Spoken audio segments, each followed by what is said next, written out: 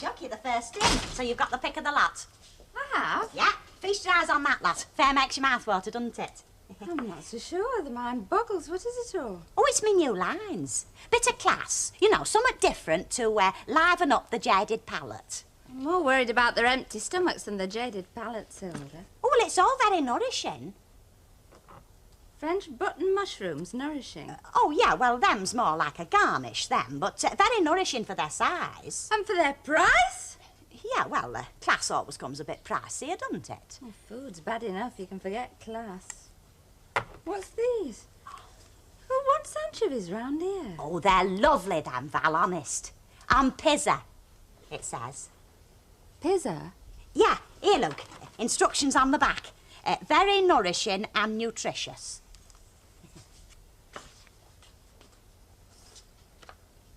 Artichoke heart? Yeah.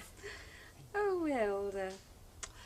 Well, you might get the odd passing loony you can flog it all to. Can I have a large loaf and a tin of beans? Oh, flaming heck, we've got no beans. Oh. Well, just a large loaf, then. I'm sure Greenwood's love beans. They might not have frozen kangaroo fillets, but I'm sure well, you they'll never have was beans. very adventurous, was you? Now, me and my Stan, we've kept up with the trends. We've never been a couple of squares. No, well, there might be nothing trendy about a loaf of bread, Hilda, but as long as people get hungry, it's not going to go out of style.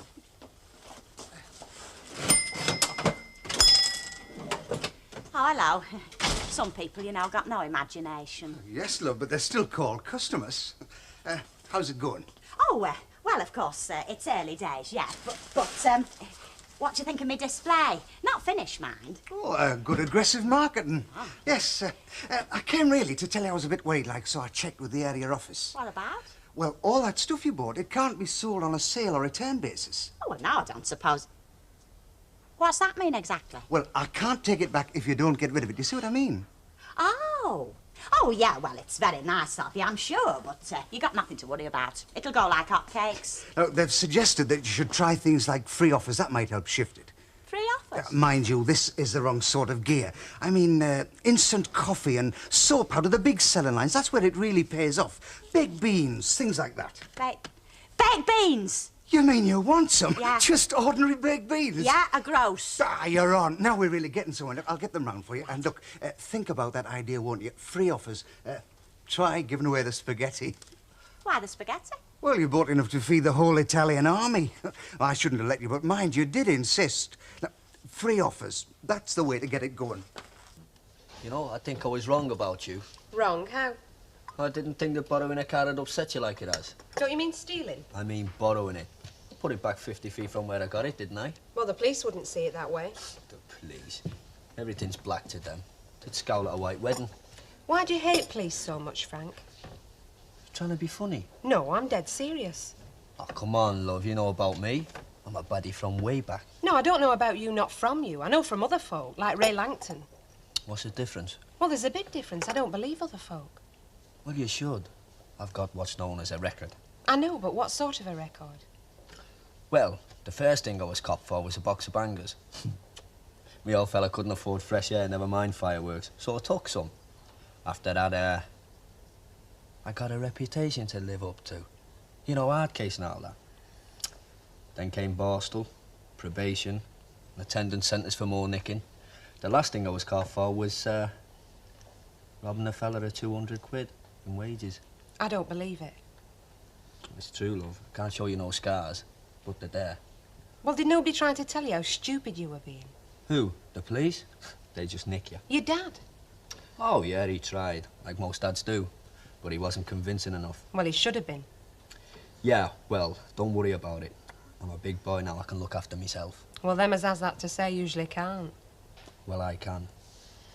I know now why you try to act so tough all the time. Do you?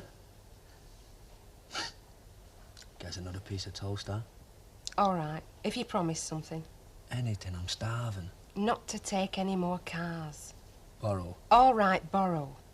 You're just scared that I might take another bird instead. Please. All right, if you make it 2 slices. And I'll look after you. You have been doing, love. Well, I've spent enough if I buy another one of them. I'm sorry, Mrs. Colwell, but the notice is very plain. It'd be plainer if it was spelled better. Eh? No. Yeah, well, like I was saying, free gifts with large orders only. It's a question of economics, you see. Can I ask you something? Ask away. How large is a large order according to you? Oh, well, £1 at least. Oh, well, I've never ever spent £1 all at once in here, Mrs. Ogden. No, no more have I. And I certainly haven't. Well, you'll just have to start, won't you? If you want a free gift, that is. Yeah, but we don't even know what the free gift is. Spend £1 and you will. Tell me something else. Only too happy to oblige, Mrs. Sharples. Has anybody spent £1 in here today? Well, no, not yet, but they will, won't they, when it gets round? What gets round? But I'm giving free gifts. But I've already told you nobody knows what the free gift is. But they will if they spend a flipping £1. Oh, they can't give up. Look, pay her what you owe and let's get out of here. What's ailing her can be catching. It's not a plastic Reynolds, is it, the free gift? I'm sorry, Mrs. Colwell, I can't divulge. Are you coming, Minnie Colwell? Only I could do with a Reynoldsina. When it rains, my hair gets all frizzy.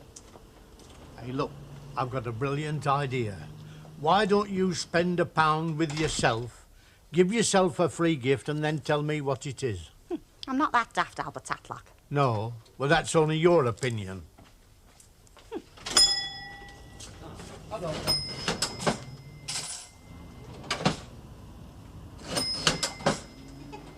Ding dong. Bell. I'm sorry, Ken, I must have just let myself go for a minute. It's the loneliness of command. Oh, yeah. Well, could I have two more of those sherbet bags, please? Oh, yeah. Thank I you. can't interest you in anything else, can I? And then you might qualify. Qualify? For my free gift. Oh, no. Free gifts are anathema to me, Hilda. Oh, are they? Well, I'm sorry, but I wasn't to know. I was mean, why can't the manufacturer, instead of doling out silly trinkets, just reduce the price of his goods? I mean, I don't want half a dozen plastic pegs or a cupboard full of cereal bowls, do you? Well, not Anyway, they're not pegs. free gifts, you know. I mean, it's the consumer who pays in the end, don't you agree? Well, yeah, but... Hello, what have we got here? Oh, them's just a few specialities I've got in for me speciality customers. Artichoke hearts, how much, eh? 6 and 5 to you. And how much to everybody else? Similar. Right, well, I'll take it in. Might brighten up my Monday dinner a bit, mightn't it? Right. Right there. Thank you. Thanks very much. And I'm sorry about the free gift. What, is it, the free gift? Not that I'd wanted, of course. Spaghetti. Spaghetti? I've never been to twirl it around the forks round here, Hilda. Billy, do you think you've been in here long enough now to have some idea of how it's going? Well, not really, no. Takes time. Well, it's very promising, but then you must know that. Yes, I do know that. Alan, are you trying to say something? Billy, I'm trying to say that I think I'm worth a rise. In fact, I'm sure I'm worth a rise. I couldn't agree more. Well? Well, you know the government's attitude towards rising wages. They're against them, and quite right, too. I mean, wages go up, prices go up. It's a vicious circle. Nobody's against rising wages as long as they gear to increase productivity. Yes, that's Well, my fair aching enough. joints tell me that productivity is increasing all the time in this place. £2 suit you? £2 will suit me. At least we get 3 meals a day. Oh, come off it. Elsie must be on a decent screw. Ah, but I'm old-fashioned, you see. I like to think that my wage keeps both of us. Yeah, we're a funny breed, aren't we? Why? Well, us men. We never stop telling women they have a soft time at home, but if they went out to work and kept us instead, we'd be dead choked. Well, it's masculine pride, you see, maintaining the male supremacy. It's a fiction, I know. Yeah, you can say that again. Hello there. Resting between big ends, are we? Hello, Frank. Is my wagon ready yet? Not that I'm anxious to get back to work. No, the starting motor's jiggered. I've ordered a new one. I've got to pick it up this afternoon. Ah, no push. I got other fish to fry. Good. Remember me to Elsie? Oh, there's a woman I've always fancied. I don't like that young man. Oh, he's all right. Just a bit cocky, that's all. He's too cocky. I'm sorry, Mr. Tatlock, but I want to see the colour of your money. Well, you will tomorrow when I draw my pension. You see, I reckon that I spend about 70 bob a week in this shop. So what I'll do tomorrow is add 2 items to my list, and then I'll have spent £1, won't I? Right, see you tomorrow then. But that's 24 hours. Oh, a mere bat of the eyelid compared with all the years you've been on this earth, Mr. Tatlock. You don't trust me, do you? No. No, and I don't think there's a mystery gift. I think it's just a come on. Spend £1 and you find out. You know, I reckon I could report you under the Trades Description Act for misrepresentation. Try it. Yeah, and I might do that and all. Just you try it.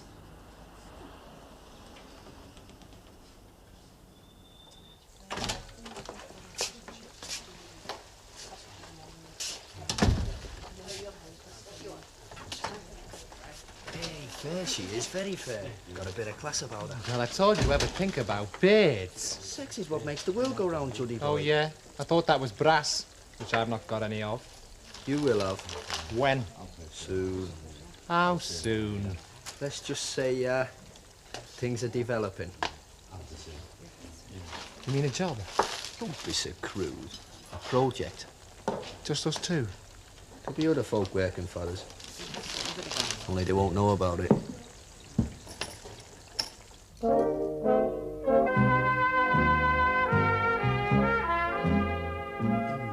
I'm sorry, but I can't give you your money back. I mean, shops never do they? It's either something in its place or a credit note.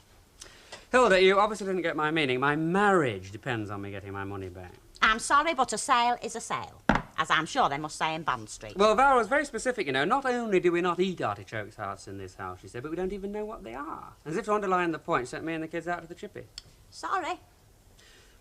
Hilda, how long have we known each other? Oh, several years. And we've been reasonably good friends. Reasonably good, yeah. Although there was that time you was overheard to call my stam a waste product.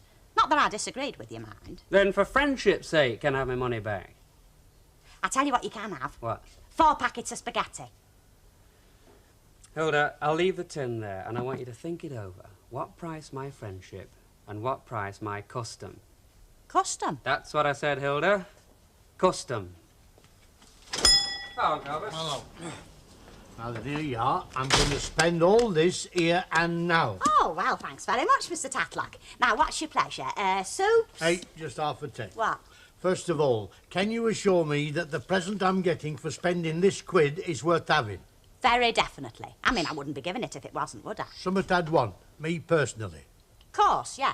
And something that'll be used to me, again, personally. Well, I've said so, haven't I? Now then, oxtail's your favourite, isn't it? Yes, it is, but not from this shop.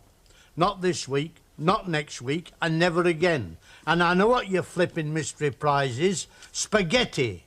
And for your information, my name's Albert, not Alberto, and you can stick the soup up your jumper.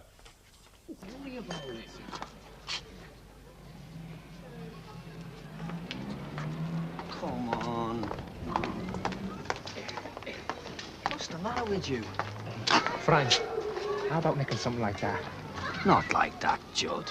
Oh, fantastic. Did you see them dials? It's got more than a jumbo jet. How many cars do you think there are like that in this town? That was the first I've seen. Right. It'd be as easy to trace as a yellow bus. But we want a nice 3 to 4 year old common garden family saloon car. And what do we do again? I mean, when we've nicked it? We make it fit one of these logbooks and then we flog it. Oh, yeah. Well, how do we make it fit? Walker's garage. But he's not in with us.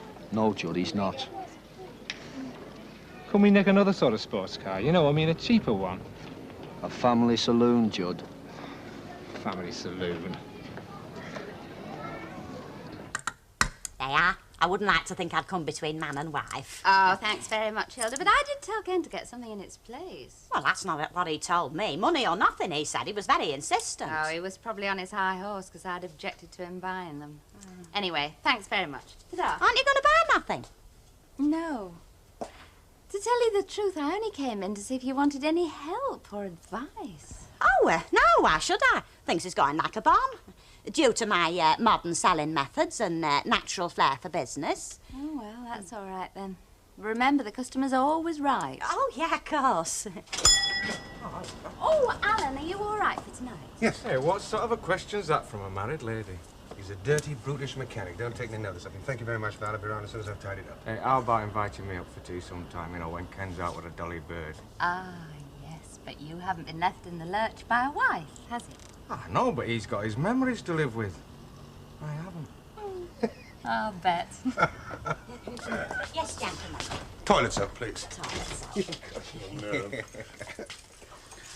Yeah. Thank you. And your brown loaf. No, no loaf this week, thank you. But it's ordered. Well, sell it to somebody else. Yeah, but if it's ordered, written down, you're obliged to have it. That's what ordered means. But I don't need it.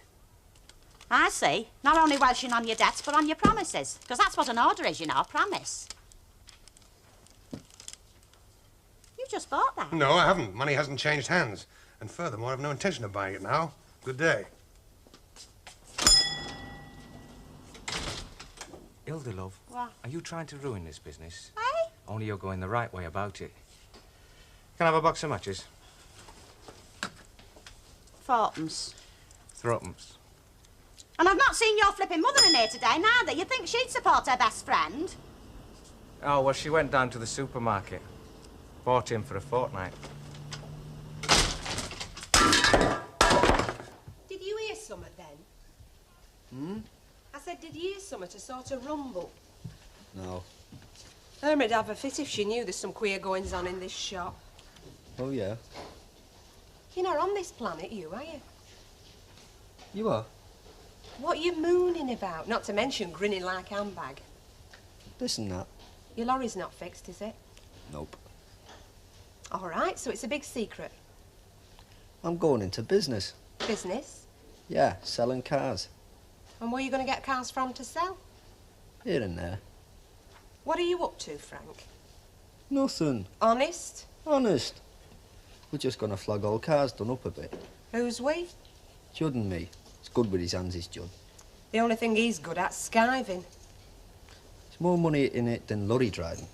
Fancy. Not as much travelling. Be able to keep your eye on me. When are you going to start this business? Soon. You don't have to get a job round here to be near me, you know. Don't I? Yeah, you do. I must be balmy. I go weak at the knees at the thought of not seeing you for a few days. All me birds do, love. Be serious. I am. Listen, I gotta go out tonight, so I think I can spare me old lady a few minutes. Thanks for nothing. Here we are. Oh, cheers, thank you. Is Ken not home yet? Yes, he'll be down in a sec. He was that busy getting into a tiz that he forgot to get changed. Oh? Oh, it's something and nothing. He bought some artichoke hearts off Hilda Ogden this morning, so I made him take them back. He's always doing that, buying funny foods that nobody else can eat.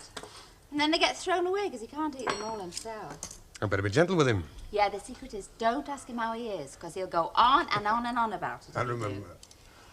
Have you heard from Elsie?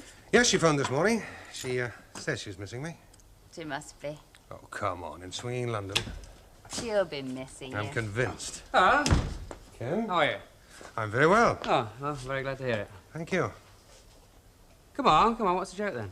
It's nothing, honestly. Come on, what's the joke? Alan, Don't ask me, I don't know. that my artichoke heart, isn't it? Yes, it is. I warned him not to let you go on Oh, about I it. see. So the guests have to be brainwashed before they meet me, do they? I'm like some elderly uncle who's a bit strange. Well, you are strange. I about am something. not. I'm merely maintaining my personality instead of being a conforming husband. Does he often go like that? Oh, Listen, well, Alan, not as often Alan, as he you did, take my Frank. word for it. Whatever they may say to the contrary, women fondly believe that the day you marry them, you tacitly undertake to live their kind of life. Of course. I mean, who do you think started all this domestic bit about a home, kids, 3 meals a day and everything? Women. And why? Because they got nothing better to do. Oh. They went out Marco Poloing, painting the Sistine Chapel or inventing submarines. No, they were busy getting some order, some security. Who in the wants world. order and security? Men should be out pillaging the wheat fields and going round the horn. Rubbish! Most men today wouldn't have the courage or the stamina for that kind of thing. I mean, take Alan. What? Elsie's away. What does he do? Does he go round the town painting it red? Does he? Heck. He comes here for his tea. And you do exactly the same. How do you mean? Well, you go round there for your tea if I was away. So shut up and sit down and stop belly aching. Kids, your tea's ready. She's got your measure, mate. Ah, I know. It wouldn't be so bad if she just liked artichoke hearts. Any luck? Oh, sorry, mate. Oh, the pump hasn't arrived. You've no idea what it's like trying to get spares these days with everybody striking over fourpence halfpenny. Like I said, not to worry. I'm getting paid even if I am off the road. Yeah, it makes my blood boil. I can't do my job properly because of some Stupid demarcation dispute. Hey, that's boss man talk. Yeah, maybe. But I think strike action should be a working man's last desperate weapon when he's tried everything else, not something they do when the tea machine won't work or it's a bit nippy on a factory floor. It's all right talking like that when you're a boss. It's different when you're one of the exploited. Come off you, mate. I've been one of the exploited all my life. I've had the rough with the smooth. All they're interested in nowadays is the smooth. They'll be striking next for an issue of furry slippers. All right, mate, don't think I'm on the workers' side, because I'm not. Workers are mugs. You're a lorry driver, aren't you? That's a worker. Well, that's different. I'm just filling in time till something better comes along.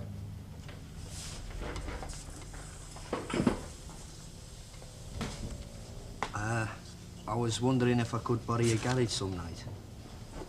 Borrow it? Yeah, you see, I've bought this car. Needs a few things doing to it, and I couldn't afford to have you do them. Yeah, OK, sure. Bring it in, when?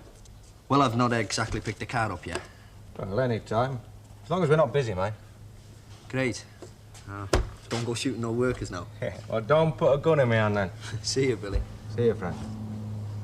Well, you're a right one, you are. You've been going round spilling the beans, haven't you? I know, but I got a perfect Have you got no right. thought for me? What good's a mystery-free gift when it's not a mystery anymore? Oh, blooming Mr. Gift, don't be so childish. Oh, childish, is it? Well, it was childish enough to get you all interested, wasn't it? Look, I've never been interested in your stupid gimmick, and that's all it were, a gimmick. Ah, well, it was till you went babbling all over the place. Now it's not a gimmick anymore, it's just spaghetti, thanks to you. Yeah, I know, and spaghetti that nobody wants. And I don't mind telling you that I've done folks round here a good turn. I've saved them a bit of brass and probably a bad bellyache. Oh, you... Yeah, and as long as I can steer folk clear of corner shop sharks, I'll do it in my own road and in the way I like. When you finish brawling. Oh, Mrs. Sharples, Mrs. Caldwell, what can I do for you? Well, I don't think you can do much for her. She's not speaking to you. Why? Because you'd have let me believe that you were giving away plastic Reynolds and it's really spaghetti. I thought you said you weren't going to talk to her again as long as you both lived, to use your exact words. Oh, and neither I am, and neither am I ever going to shop here again. But I never mentioned plastic Reynolds, Mrs. Caldwell. How could I when it was supposed to be a mystery? It says mystery-free gift. You're wasting your breath. I've known her not speak to me when I've offered her juju babies. I'll have my loaf. Loaf? Loaf? I don't remember ordering a box of tacks. But your name's not on the ordered list, Mrs. Sharples. Do you know how long I've been getting a loaf from this shop? 40-odd years. You should be giving me a gold clock. Never mind putting my name on a list. Well, I'm afraid all the bread's gone, Mrs. Sharples. Even a loaf Alan Howard didn't want. Gone, has it? I see. Well, I'm going as well, and I'm not coming back in this shop until there's somebody with some gumption standing behind that counter. And if I could speak, I'd say just the same thing. Yeah, and me too.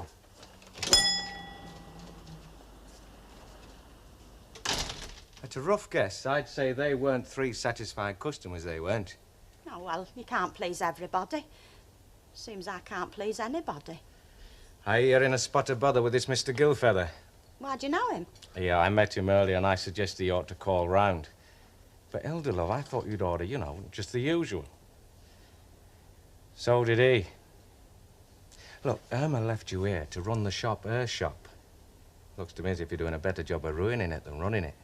Yeah, I know, but I was only trying as best I could. Oh, you got carried away, love. And that's just the one thing you can't do in business. You ask Alan Howard, he'll tell you. Business is what's in the till. That's about the size of it. How much have you taken today? I don't know exactly.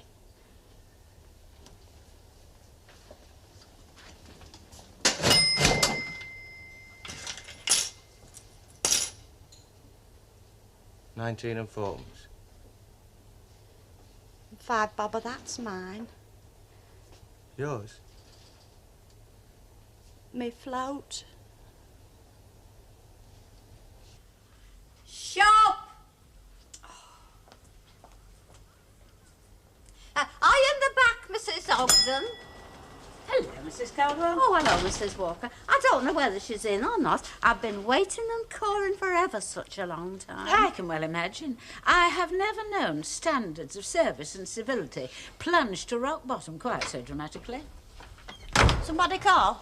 Service and civility, Mrs. Ogden, the 2 pillars of the retail trade. However, you foisted on my Billy yesterday certain foreign foods, which I am now returning. I I foisted them on him. He bought them. He didn't have to have them. Nobody made him. Oh, well, in that case, if you'll be good enough to reimburse me, I won't detain you any longer.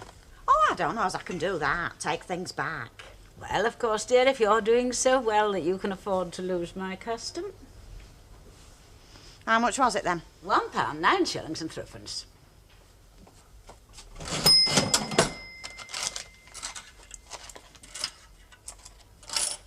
Wouldn't do it for nobody else, you know. Good morning. Good morning, Mrs. Morning, Caldwell. Mrs. Walker. Now then, love. Can I have 2 tins of Bobby's cat food, please, Mrs. Ogden? Oh, well, I'm afraid we're right out of that cat food at the moment, Mrs. Colwell, but I'll tell you what I'll do. I'll put it on the top of my list right away. I'll do it now and then they'll be here tomorrow. Oh, I've never known this shop be out of Bobby's cat food. Well, here, look, why don't you give him something different for a change? How about them? Anchovies. Bet your Bobby'd love them. Before Ina went to St Anne's, she forecast that you would lose all your customers. And I think she might be right, Mrs. Ogden.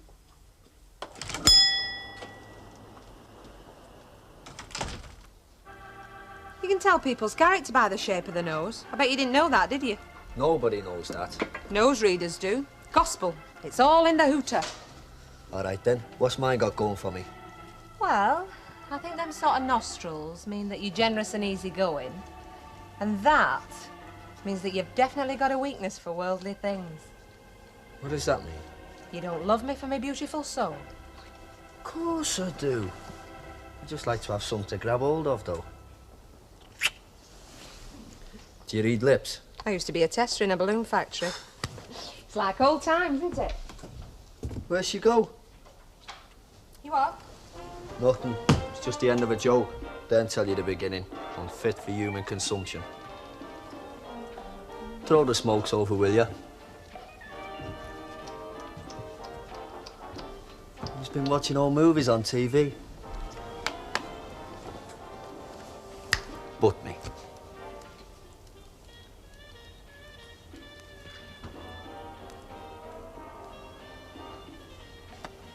Frank, Be name and nature. can I ask you something? Putting your serious voice on. It's a great track, this, isn't it? Good. I like it. Yeah, it's nice. Go on, then. What? Frank, can I ask you a question? Oh, it doesn't matter now. Oh, go ahead, let's have it. Well, you are glad, aren't you, that you jacked in driving a lorry? Just a little mint balls kid who needs lorries for a living. You've got to do something, though, haven't you? I'm going to, aren't I? You can do up all cars, can't you? I mean, it must take a lot of know-how on the mechanical side, like. And you think I don't have what it takes? I'm only asking. I am an interested party. Yeah, well, you get your £5 back as soon as I breathe some new life into that old jalopy. I'm not bothered about the £5, love. Well, what then? Nothing. I suppose you must know a lot about engines, you know, we're driving a lorry. Sure I do, doll. Give me 2.5 tyres and a wing mirror, and I'll have them lapping Silverstone within the week. Love you. I think this record turns me on. Not breaking anything up, am I? Yes. Oh, well, carry on. Don't mind me. I'm very broad-minded. Why, what do you want to do, watch? Oh, thanks, Bet. You're one of nature's gentlemen. You know, it is really true that people in the north are much friendlier. And some of them knock on doors. I did. What with, you tie? All right, knock it off, Bet. How's business?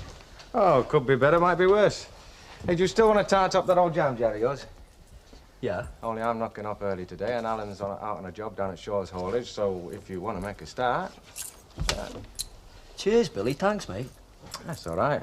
I'm not all wool in a yard wide, you know. It's a bit of an insurance policy for me. I mean, one day I might be very rushed with business, and I might be desperate for an extra spanner man. Well, I do. Drop these in at the Rovers after? That'll do. See ya. Hey, don't cut out. You got time for a coffee, haven't you? Oh, well, no. Thanks all the same, Bet. Hey, you're not mad at me, are you? I always go on like that. That's the kind of close peg I am. Stay for a cup of tea. Some other time. Thanks all the same. See ya. Well, cheers, Billy, and thanks. See you. He's all right. Yeah, he's all right. He likes you. Hey, he was serious, you know. He might ask me to work for him one of these days. Well, he still likes you, I can tell.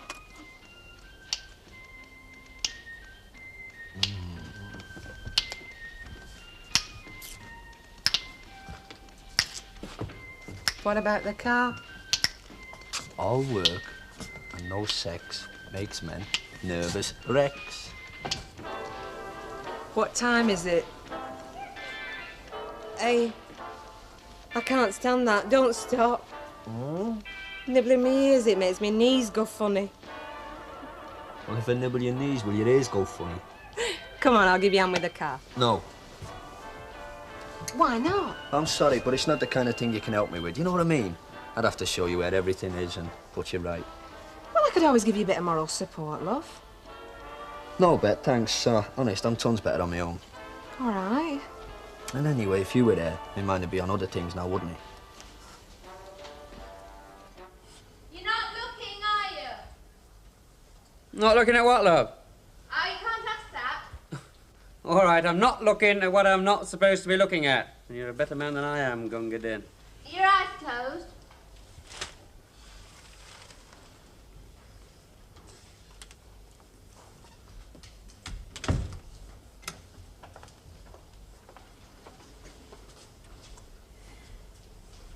Right, open and behold, and if you laugh, I'll break your head.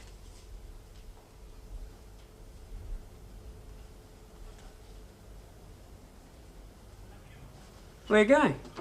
Nowhere. Oh, what's all this then? Nothing at all. Oh, Well, do you like it? a dress? A lot. Hair, makeup, dress. What do you think? Yeah, thinking. Well, you don't have to think that long, do you? I like it. You like it? Yeah. You're not just saying that to humour me, are you? No, I like it. The hair, makeup, dress. I like it very much. Crikey, we shall overcome. But, it's just that it's... Well, I mean, it's not really, you know, is it? Not what? Well, it's not you. Oh, Kenneth. Sometimes I come very close to being a widow. Still not you, love. But that's the whole point. It's a different me. Well, why do you want to be a different you? Well, don't you ever get fed up with yourself? No, Well, not really. Get fed up with me. Sometimes I don't think I even like me. Oh, I like you. The old you, that is. All right, one by one. Now, what's wrong with a midi skirt? All right. Because everybody knows you like mini skirts because your eyes ping out every time you see one. Initial reaction, love. I'm as susceptible as the next fella. As long as your wife doesn't wear it. Well, they don't suit you, do they? Well, listen, Mr. Initial Reaction, I'll tell you something. There are mini skirts, midi skirts, maxi skirts, and Valerie Barlow skirts, which I've been wearing for the past 7 years. They're sort of knee-cappy skirts. Oh, they suit you. Oh, they don't. They suit you. They make me feel all... Oh, hello, Mum. What's for tea? And good old Val Barlow. She's a jolly little soul. All right. But why do you have to go such extremes? I mean, look at your hair. Victorian. Yeah, well, I preferred it was more bouffant. Bouffant? Yeah. Or a beehive. I mean, if we're going to live in the past, let's do it properly. No, we're not living in the past, and you know exactly what I mean. Well, all right, if this is your idea of going to extremes, what is your idea of not going to extremes? A compromise between the woman I was having breakfast with and the woman I'm having tea with. When it's ready.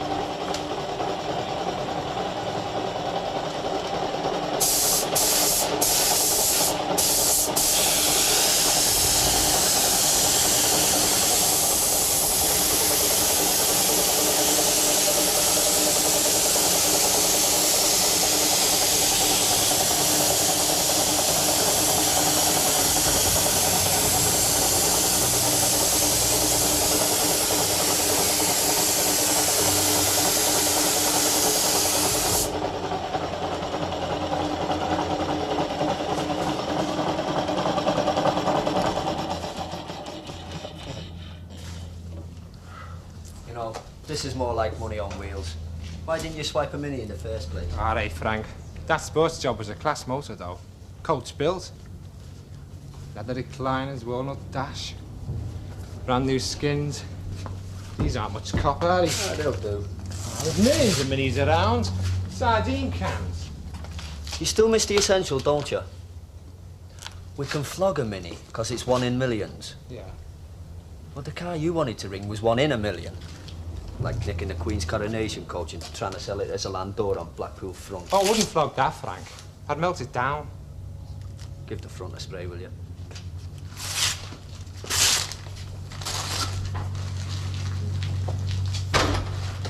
Thought you might find time for a bottle of beer. Hey, it's not bad, is it? You didn't bring 2 bottles by any chance, did you? No. Oh, well, never mind. I'll have a swig of Frank's. How's that front coming on? Not bad. I recognise it. I didn't expect to find him here. Judd, he's in with me on the doing up and disposing of. Well, you didn't tell me. Well, it never cropped up, did it? No, but I think you might have told me. Well, I'm sorry. Yeah, all right. See ya. I see you, kid. Can't be bad. Getting a bad train to bring you bevy. Oh, Daddy's in there, boy. Got a lot going for me. She doesn't like me much, does she? Your mother didn't like you. No, she didn't, did she? How's Mrs. Caldwell this evening? Oh, much of a muchness, thank you. And Mr. Tetlock?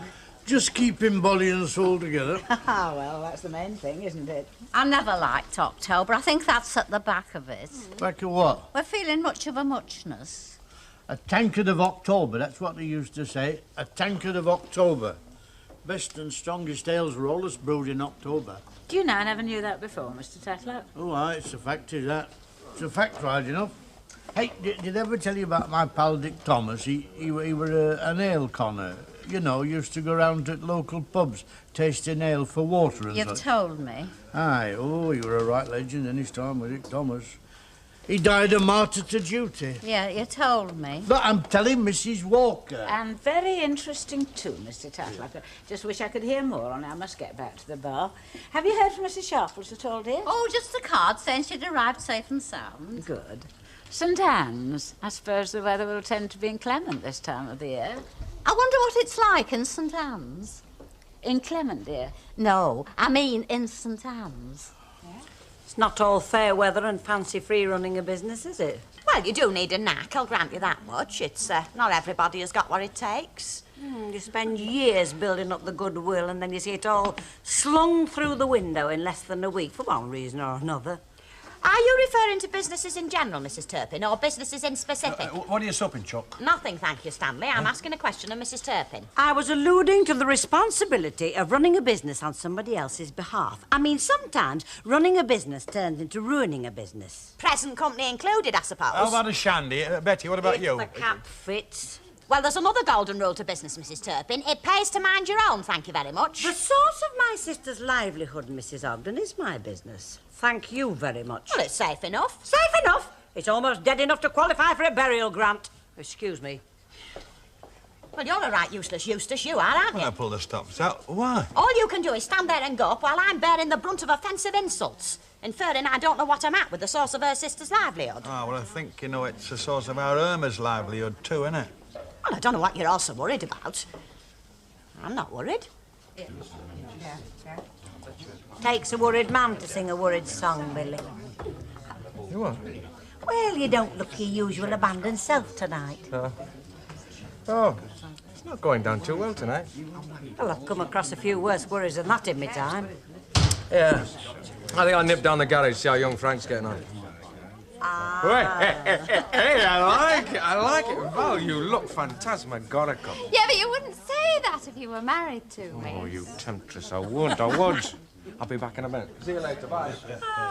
Was the shock too great for Ken, then? Oh, marry and grow tame, that's what they say, isn't it, Betty? Or maybe I was too tame to start off with, I don't know. Frank. Yeah? Ah, hello, my old mate. Almost through.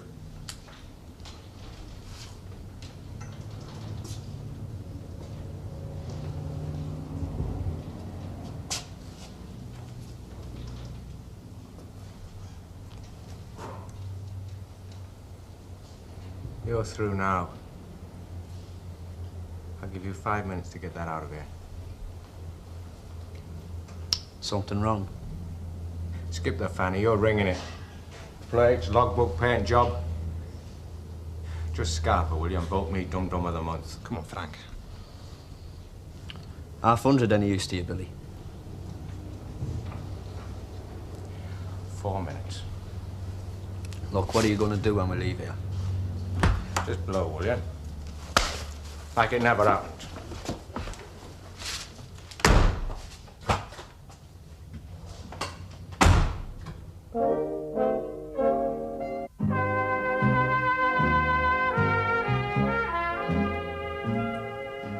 Oh, that's all there is to it, really.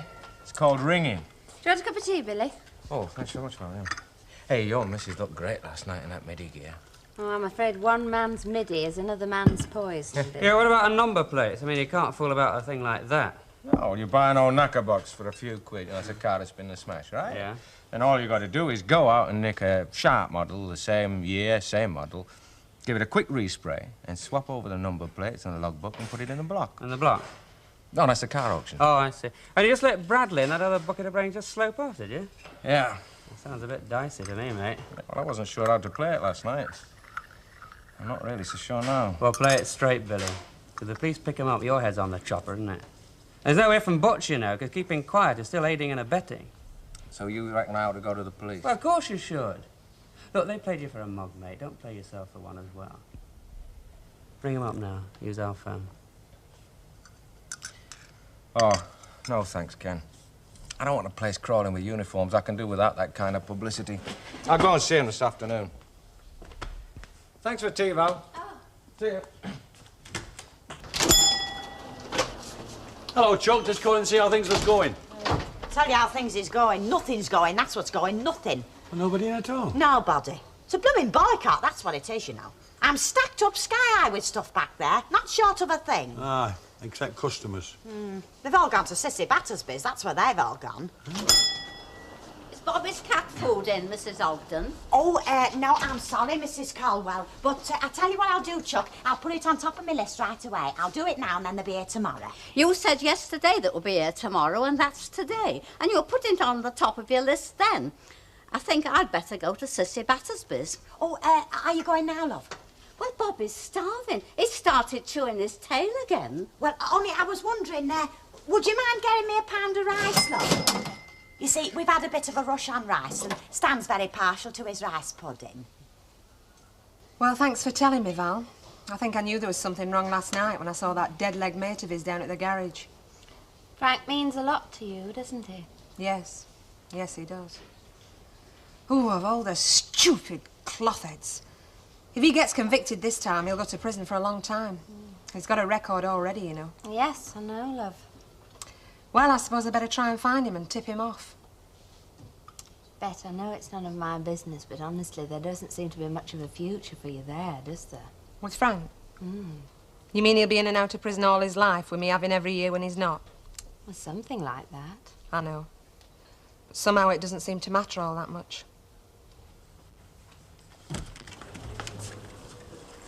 Hey, Betty, can I have a word with you? Confidential, that, you know. Hey, knocking off the outlay.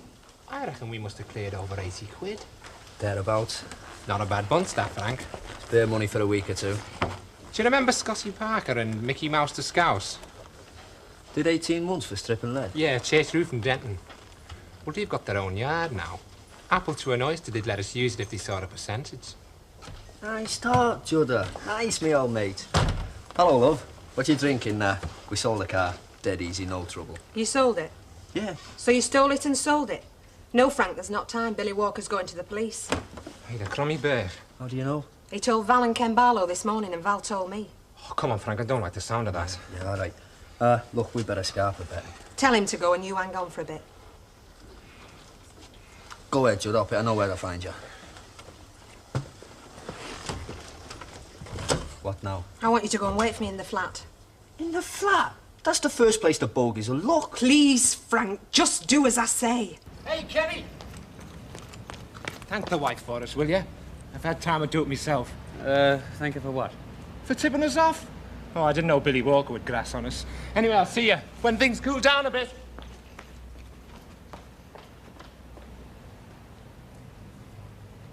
Can I do something for you? No, but I think I can do something for you. How do you mean? Well, isn't it about time that you gave a little bit of serious thought to the damage that you're doing to this shop? Oh, heck, I'm not starting all that again with you. No, and I'm not starting anything either. I'm just asking you to step aside gracefully and let me take over while there's still something left for our Maggie to take over when she comes back. I mean, it's in your interest as well as anybody else, and you're not going to get any thanks for what you've done. Except maybe City Bassersby, eh? Oh, before you start, Chuck, I'm on your side. We want to do the best for our Irma, don't we? Now, look, our Irma entrusted this shop to me, and entrusted to me it's going to stay. All right. I've offered to help. In good faith and everybody's interests. Not mine. Yours most of all, love. Look, Hilda. You was behind Mrs. Turpentine's attempt at sabotage, wasn't Listen, you? our Irma's coming back next week, isn't she? On your own words, you see her selling out your stock sky high. Yeah. Well, we'll have to do something about it, won't we? Oh, maybe a flit, a moonlight flit to London or up the flipping Amazon or somewhere. No, we're having a sale. A big bargain sale. That'll bring them flocking in. They'll come from miles around. You're asking me to take a hell of a risk, Ben. I know. I'm not so sure you do. Have they sold that car yet?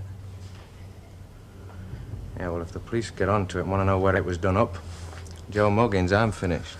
If Frank's convicted again, Billy, it's definitely prison this time.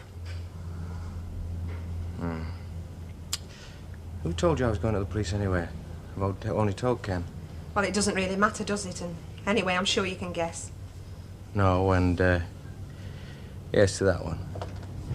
But if I mean, look, I wasn't going to do anything last night. I don't want to get involved with the police any more than I have to. But if I don't report him, then what? I'll try and make sure he goes straight from now on. A lot of people have tried that a lot of different ways, Ben. Nobody's tried my way yet. All right. Well, he's your responsibility. Yes. I hope you know what you're taking on. Hi, Miss Walker. Is your Billy in? I'm expecting him into lunch at any moment. Oh, I see. Unless there's perhaps something I could do. Well, yes, I suppose there is one thing you could do, Mrs. Walker. Yes.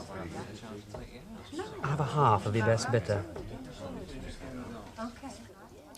How exactly do you mean, a sale? Well, you know, a sale. Massive reductions, all prices slashed. Martha Longhurst once got a gramophone with the lovely mahogany finish from a sale over at the congregation, and she still had change from a florin. Why the heck do you want a sale in a blooming grocer's shop? Well, all shops do it this time of the year, don't they? All proper shops, that is. To make way for us Christmas lines. You sure it's not because you can't get rid of all that foreign rubbish you got yourself lumbered with? Doors open, 8 o'clock sharp tomorrow morning. Oh, and there's a free tin of toffees for the first cash customer.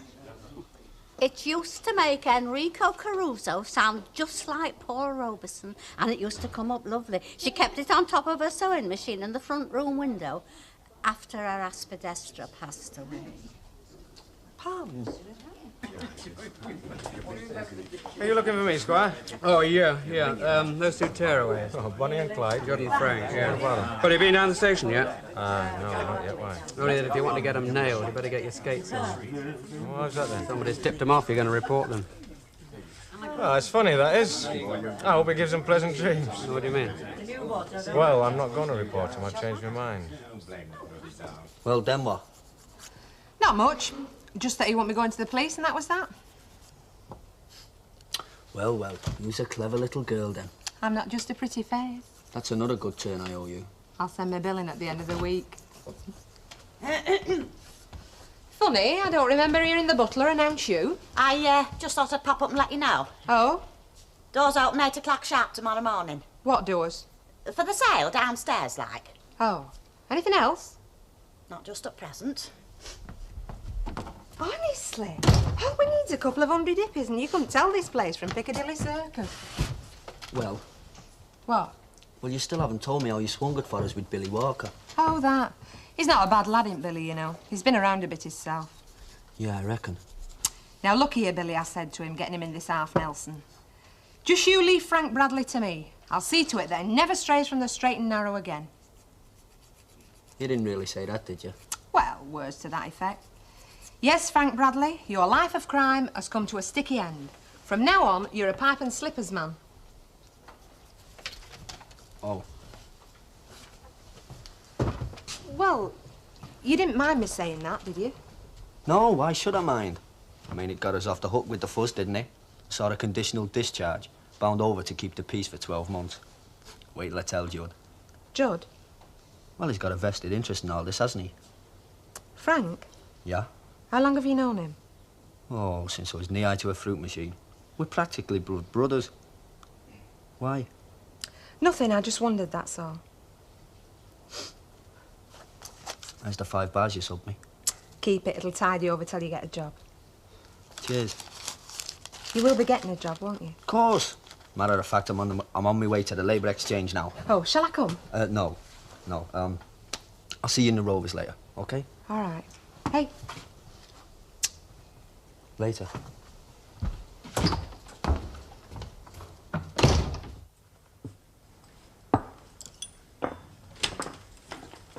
Hello, love. Hello.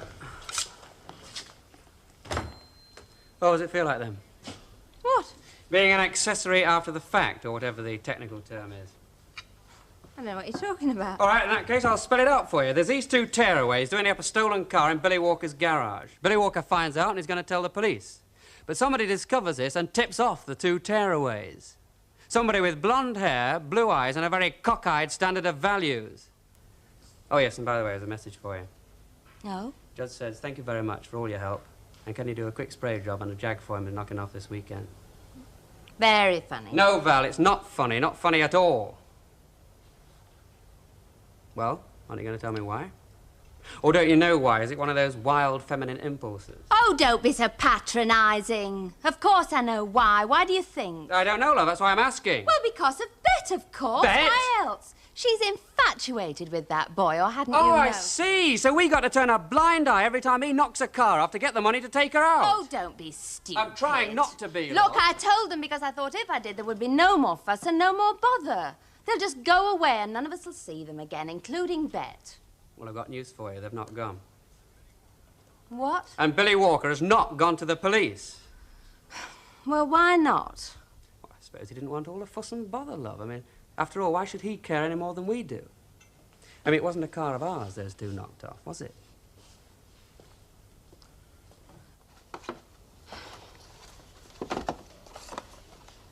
Oh, it's no use, Stan. I just can't go on. You what? I can't give my full attention to this, not knowing what might be going on right above us very heads. Look, I told you. He went out an hour ago. Well, it's not now I'm bothered about. I mean, the pubs is open now, aren't they? Pubs? Yeah. I mean, we all know they don't run as high when the pubs is open, don't we? We know that from my own experience, don't we? What don't run as high? Carnal inclinations. Oh, give up. Well, look, it's none of our business. Of course it's our business. I'm not having our Irma coming home from Torquay to a house of ill repute. How do you know what's going on up there? You've got no proof, have you? Oh, haven't I got proof? You didn't see what I seen, not an our sense. Oh, what was that then? Well, I went upstairs, minding my own business like, not expecting nothing. Oh, yeah. And there they was, together. What, him and her? That's right. And? He had his arms round her. His arms round her. Both of them. There's no flipping law against them. They are courting, aren't they? One thing, Stanley Ogden, has been known to lead to another. Listen, if you think orgies are going on up there, what do you want me to do about it? Well, she needs a good talking to, that girl. A father's touch. Oh, no, you don't. The last time I had father's talk was Howard Trevor. He taught me more than I've ever knew. If you want to talk to her, you talk to her yourself. Oh, that's typically you, isn't it? Stand by and say now while that poor girl goes to hell with clogs on. She's one of your lot, isn't she? You talk to her. Right, I will.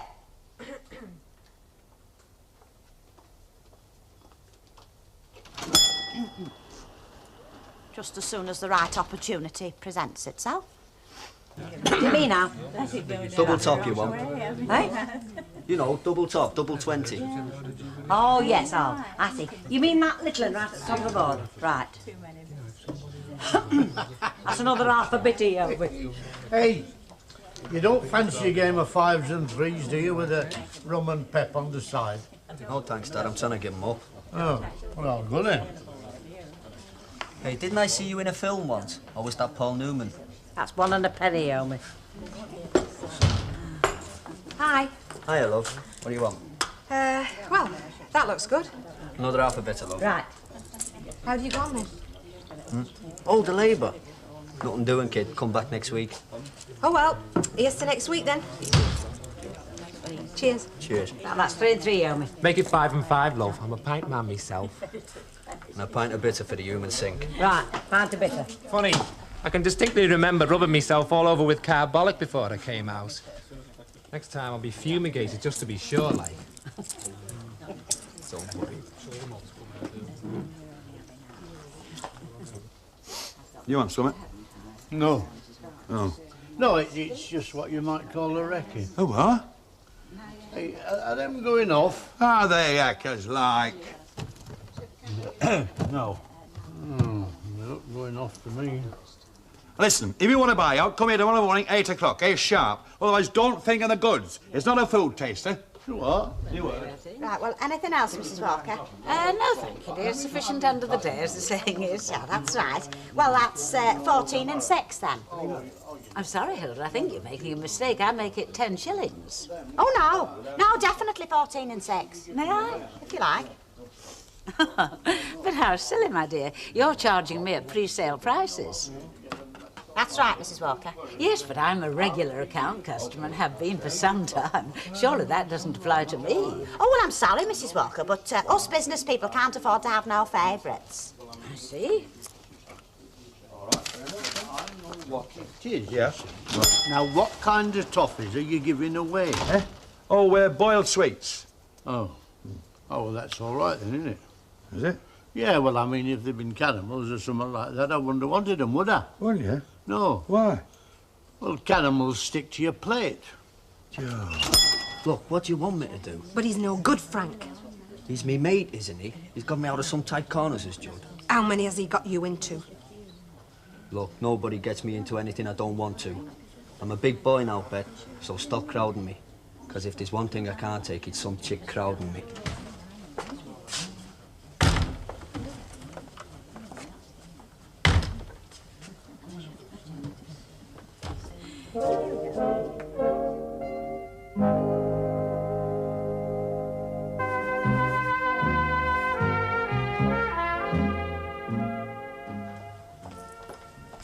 Hello. Hello.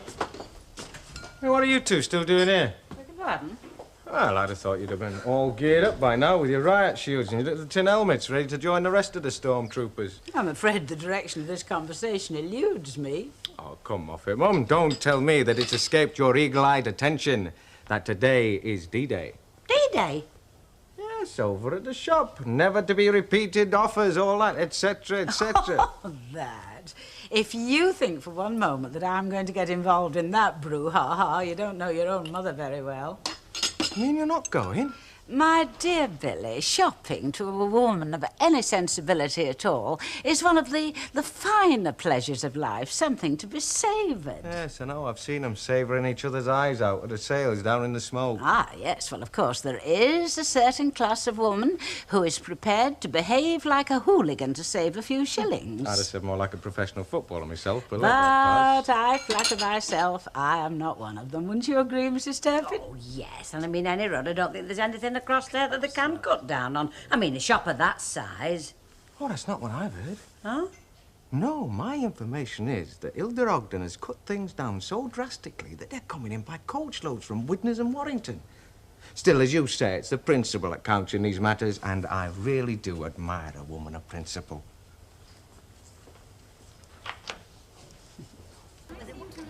Oh, you think you're shoving? If you were a gentleman, Albert Tartuck, you would know that it's ladies first. Yes, well, if I was a gentleman, I wouldn't need to be here at all, would I? I'd have sent me butler. Oh, he's no manners. He never did that. No, I was here before the evening he started to knock her up about. And you women, you're all the bloody Oh, same. it's ladies That's just to give you the vote, don't you? And as soon as you get it, you don't so you start squealing. Ain't none of you be passing out before long. Oh, I wouldn't pass out near you, Albert Tartuck. It was the last thing I did. Yeah, well, think on your door, because I'm not moving whatever happens. Not even the administration of the last rites. Why are we waiting? Why are we waiting? Why are we waiting? Come on, Hilda. Where have you been right now? Now then, have the dogs seen the rabbits?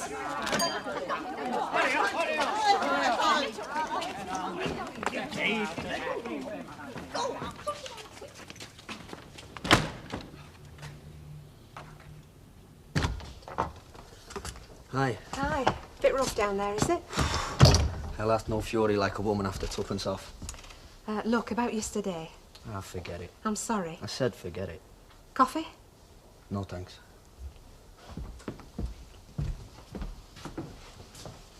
How long are you gonna be then? Oh, just as long as it takes me to brush my hair. How far did you get last night? Over the other side of town. Oh. Them big Victorian houses near the park gates. Oh, aye, yeah. I've got one, Frank. One what? A flat in one of them big houses. When did that happen? Last night. Kinda sudden, wasn't it? Don't be daft. I've been thinking about it for a bit. And it's just what I've always wanted. It's got its own bathroom, direct access from the front door, and hey, you can practically stage your cup final in that living room. It's gonna cost you a bit, isn't it? Well, I can afford it, just. Great. Aren't you glad? Yeah, if that's what you want, sure, I'm glad. But it's not just what I want, Frank. Oh? Well, I mean, I suppose it was you that started me off. Thinking about it, like. When you said about moving in here. Only I couldn't do that because I'm just not that hard-faced. But over there, well, it'd be different. We'd be away from all of them. Away from Hilda Ogden and Judd and... What's up? Is it still yesterday? No, it's nothing like that. I'm glad for you, honest. Well, what then? It's this old thing. Judd and then the Billy Walker bit. He won't go to the fuzz if you promise I'll keep my nose clean. Well, I was only trying to help. But you weren't, were you, Bet? You really would try to keep my nose clean. Why is it you meet a bird and everything's great at first? And then all of a sudden she starts wanting to change you. Is that what I've been doing? It's what all birds do all of the time. If I'd have wanted reform, and I wouldn't have come to you for it, Bet. I'd have let the pros down in Borstal do it. I see. So you won't be wanting to move in the flat then, after all? No. Well, I can always give back word, and we weren't doing so bad as we were we? No, Bet. That's what I come round to tell you this morning. I've been doing a lot of thinking, and... Oh. It's not that I don't like it, I do. Only... That's as far as it goes with me, you know what I mean? I think so.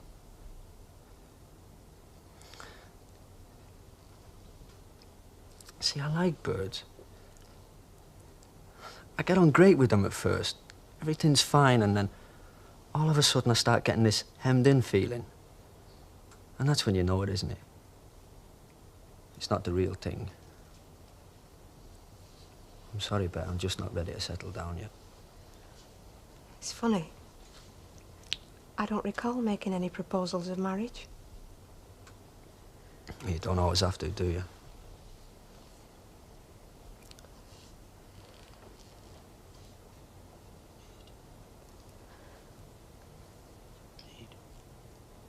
I thought you said you needed me.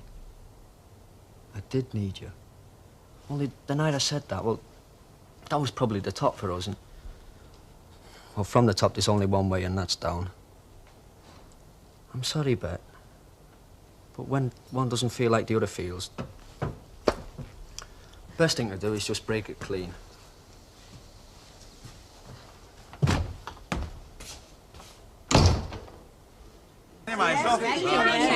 Excuse me. Well, I've come in for a packet of hairpins. What's your excuse? I trust you haven't neglected your duties to come here, Mrs. Turpin, and I hope you will belong. She used to be a gym mistress, you know, in Belson. Anything else, Val? No, thanks, Hilda. I don't think the house gets enough stand anymore this right. Come on, hurry up now.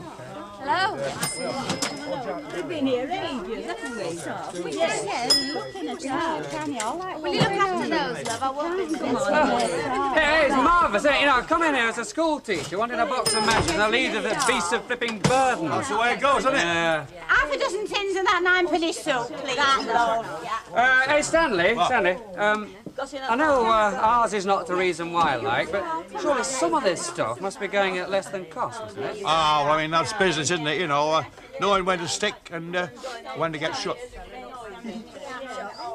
Would it help if I put the kettle on? No, thanks. Oh, God, look at me. I must look a right mess. Anyway, who cares?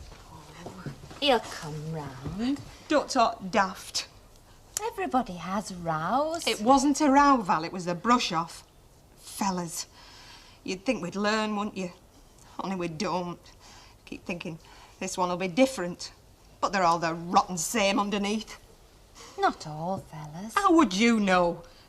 Well, I have known one or two besides Ken, you know. That's nothing to do with it. It's you, as opposed to me. Two different categories. What's that supposed to mean? Don't you know about them? The categories? Well, with fellas, you see, there's two kinds of women. There's the nice ones like you, and then there's the others. Oh, Bet. The nice ones are the ones you are on your best behaviour with. The ones you don't try it on with. The ones you watch your language in front of. And then you've got the others. Slags. Things. Something to enjoy yourself with. Something to have a good time with. But something you drop quick when something better comes along. And when she starts getting ideas above her station. Like I've met this nice girl. And I'm taking her home to see me ma. Well, what you say? When's he going? To Savvy. Birmingham. All the way to the smoke. Then what? What do you mean, then what? Then we find something else, don't we? I mean, consider the lilies of the field. They toil not, neither do they spin. But they never short of a bob or two, are they? My old man taught me that. He was a religious maniac. He would have loved to have been burned at the stake, only no one would oblige him. He should have asked me. I always said burning was too good for him. All right. Oh, come on, smile when you say that. Smoke, remember. Beds, remember. Knock it off, will you? Oh, don't tell me you still got the hots for that blonde bit. I said knock it off, Judder.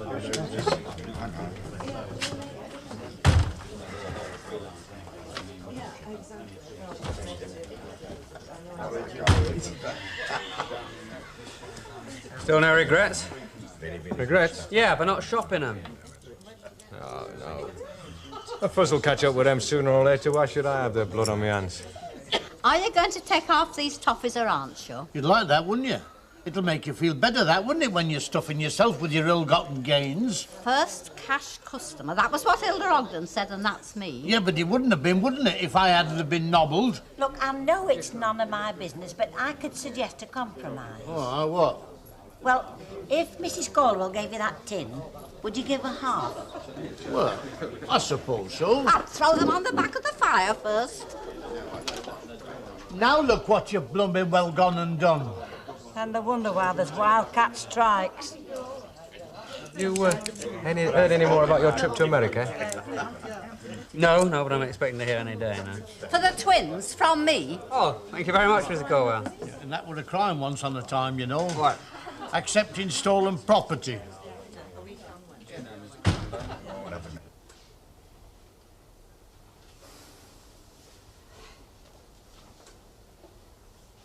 All right then, Chuck. I'm just trying to work out how much we made. Oh, yeah? How much have we made, then?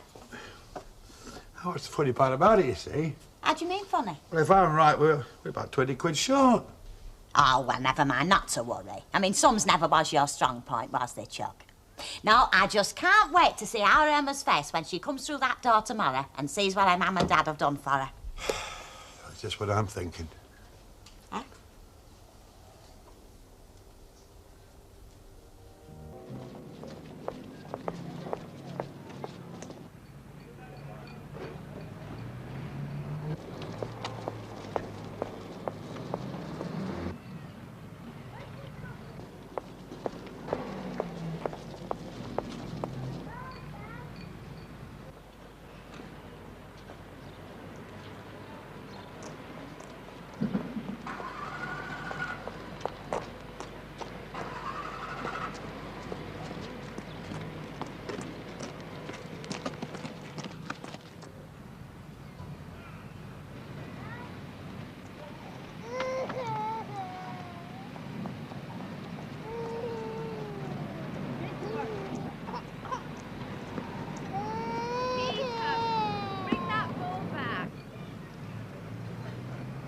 I'm Georgie Best.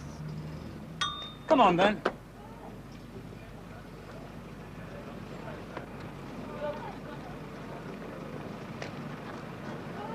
Peter! Who do you play for, then? Manchester United. Tell you something, they need you. Come on, we're going to be late for school.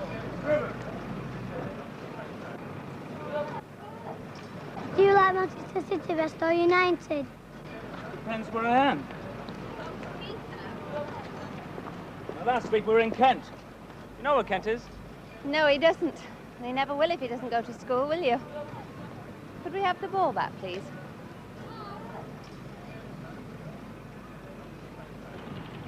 Come on, we don't want to be late for Miss Braithwaite, do we?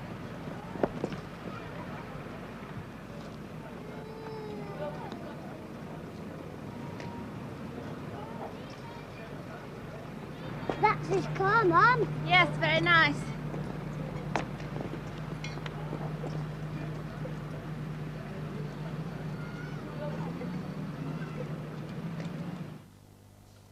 Well, that is nice of you, Mrs. Caldwell, and very thoughtful. Are you sure you don't want them for yourself? Oh, no, I've got more than enough. I looked, and then I thought, now, Mrs. Walker has a lot of washing up with all them towels, and I know you keep your linen spotless. Yes. Could I ask you a question, love? If you had plenty of pegs, why did you buy some more? Oh. It couldn't be that you're just a little frightened of gypsies, could it? Oh, no, not... Well, I suppose they do frighten me a bit. I'm a proper silly Billy, aren't I? Far from it. I think you're very wise. Oh, now, come off it, Mum. Now, Billy, Mrs. Caldwell has every justification. I mean, these legends, as you would probably call them, always have some basis in truth. And the truth of the matter is, people are frightened of gypsies because history shows they're people to be frightened of. Oh, that's a load of old codswallop if ever I heard one. Look, we all know you're the Afghan at Coronation Street, but is that... Well, thank you very much for the present, Mrs. Caldwell. Oh, that's all right, Mrs. Walker. Perhaps you'll come in again later. Yes. All right, I'm sorry. I should think you are sorry. I've never been so insulted in my life, and by my own son, and in front of Mrs. Caldwell, who'll go straight to Mrs. Sharples, who'll go straight to the entire neighbourhood. Not all at once, she won't. Not without rupturing herself. Look, if your own son can't insult you... Oh, no, forget that I said that. No.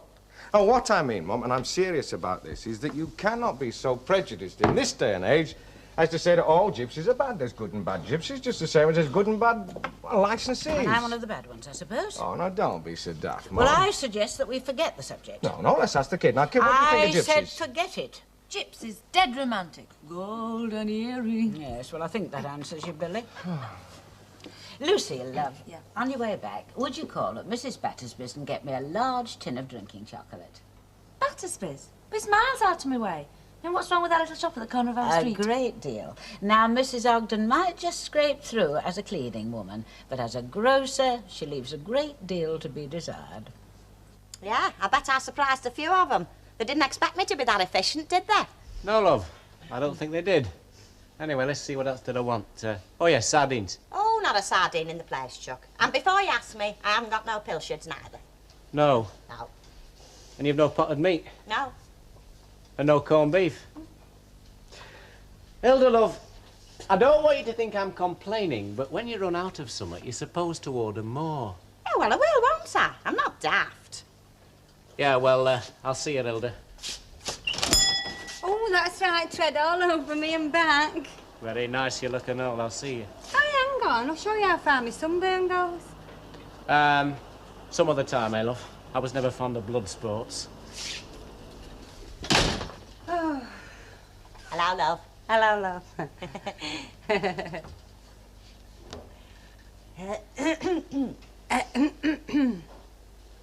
Oh, go on.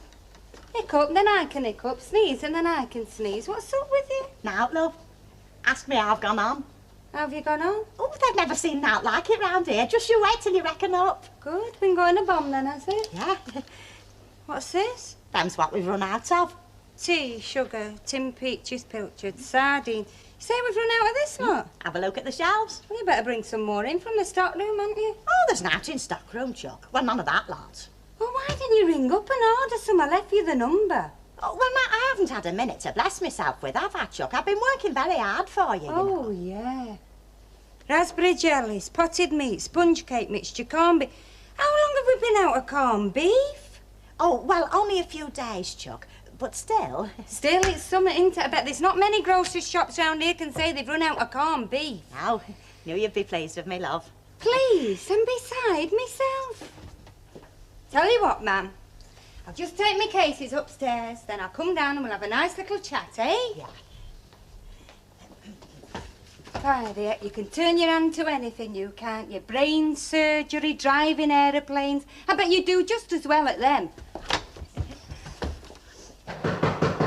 All right, I'm coming. All right, I'm coming. Hang on a minute, will you? Put up the flipping hinges. Good morning, Stanley. What?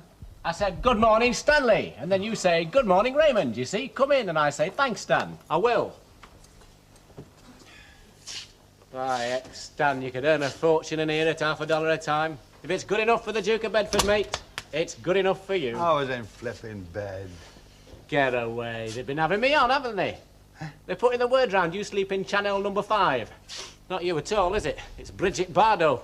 Still, Stan, enough of the flippancies. How do you fancy a spot of hard labour? Eh? Oh, no, not Stanley. You what? You said last time. You what? That's better. Work, graft, toil, sweat. How do you fancy a couple of hours? You mean today? Yeah, this after 1 o'clock. I got a stack of timber coming in, needs unloading. Oh, to shave and get dressed, wouldn't it? Oh, come as you are, Stanley. I don't mind. I like a touch of the exotic. So can I have time to think it over? Well, whoops. That's the milk gone for a bird. Well, you can have plenty of time, Stan. 5, 4, 3, 2, 1. There you are, Stan. Time's up, yes or no? OK. Good on you. See you 1 o'clock. Oh, and come to think of it, you better get some clothes on.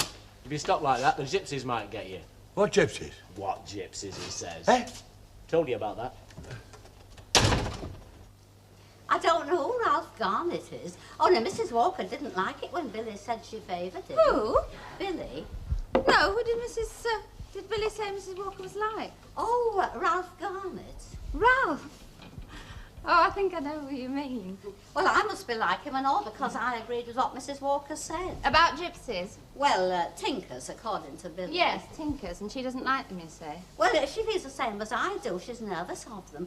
Only, I mean, there are so many things I'm nervous of these days. What, them skinheads and lads with long hair and girls who dress the same as the lads. You are having a hard time of it, then. There's nothing but these days. No, I know. Only, it's worrying when you can't tell the girls from the lads. As long as they can tell, that's all that matters. Well, anyway, your children are a credit to you. Oh, thank you, Mrs. Caldwell. They come home for their dinner, don't they? Sometimes they do, but not today. They're having school dinners this week. And Ken's at college, so I'm my own boss. I can do just what I want. I should have kept my mouth shut. Hi. I hope you don't want anything to eat. I live here. Not at lunch times, you don't. Oh, All right, Ken, wait a minute. I'll go out and we'll just do that all over again. Hi.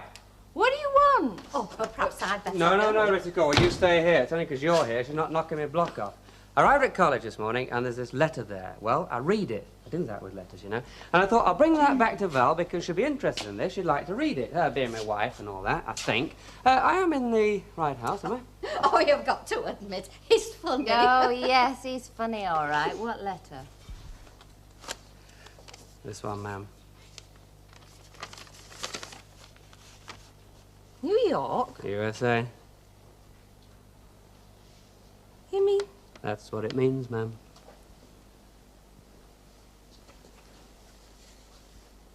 They're giving grants, you see, to lecturers to go up to New York and study technical education over there. You've got one? Of course I've got one. Look, can't you see? There we are. Very impressed with your application. Yes, I know. I've read it. When do you go? Well, next week, love, so you better get on in my shirts, haven't you? Well, how long do you think it takes me? Ina's always wanted to go to New York. It's one of her ambitions, she says, to insult the taxi drivers. Oh, yes, they are a bit hard-boiled, aren't they? Hey, I might cop for a jumbo jet, you never know. Oh, I don't get hijacked. Well, why not? A night in Havana Airport, a night out on Castro. Yeah? Oh, Beirut. Oh, Ken. Cairo. Yes, love. When do you go? Next week.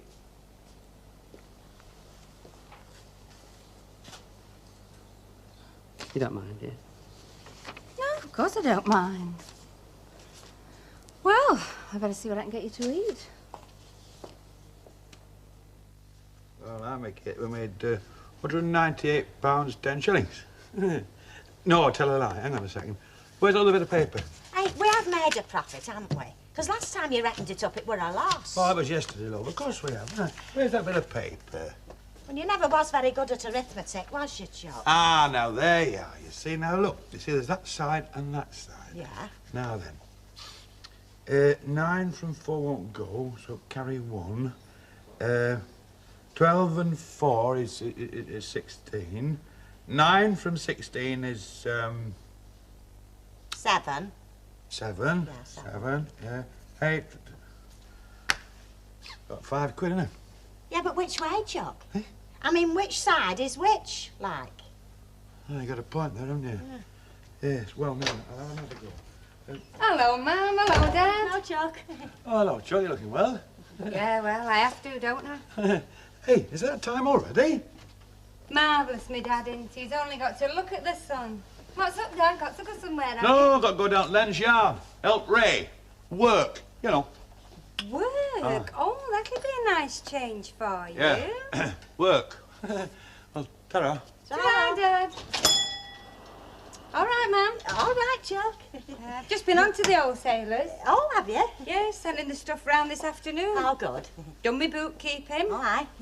You've made £7, 2 shillings and 9pence. Garraway? Loss. Loss? Loss. And that's not all, Mother. And you very cleverly sold out of corned beef, sardines, and heaven knows what. You know what else you did? What, Chuck? You sent all my customers somewhere else, and there's a good chance, knowing this lot round here, half of them won't come back. Oh, well, they'll have me to deal with then, Chuck. Oh, do us a favour, Ma'am. If they won't come back, don't deal with them. Join them.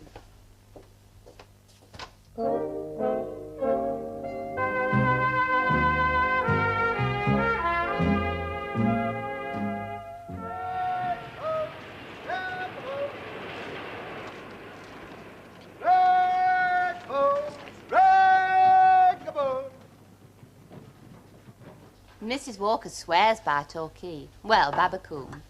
Oh, well, it's very nice. I went all round there. Because that's where she met her big romance, Mr. Forsyth Jones. Why? Did you meet anybody? Mind your own interference. Oh, come on. I didn't meet no one, not like you mean, anyway. Listen, there was just a fella that I had a couple of drinks with. Once I went to the pictures with him, and that was as far as it went. Ah, bet. Any more talk about thieving, and I'd ring the row of Sarafil puck between the 2 eyes. Well, come on then, try it. Just you come on. Come on. Knock it off, Reuben, he's right. Right. We go where we please. And where do you get that from? What's so special about you lot? Look, I've worked this district since the war, and I'll tell you something else, me bucko. I'm going to go on working it, and no dirty chippo's going to stop me either. Hey! Hey! He's got a phone in there. Do you want me to call the police? Go on, hop it.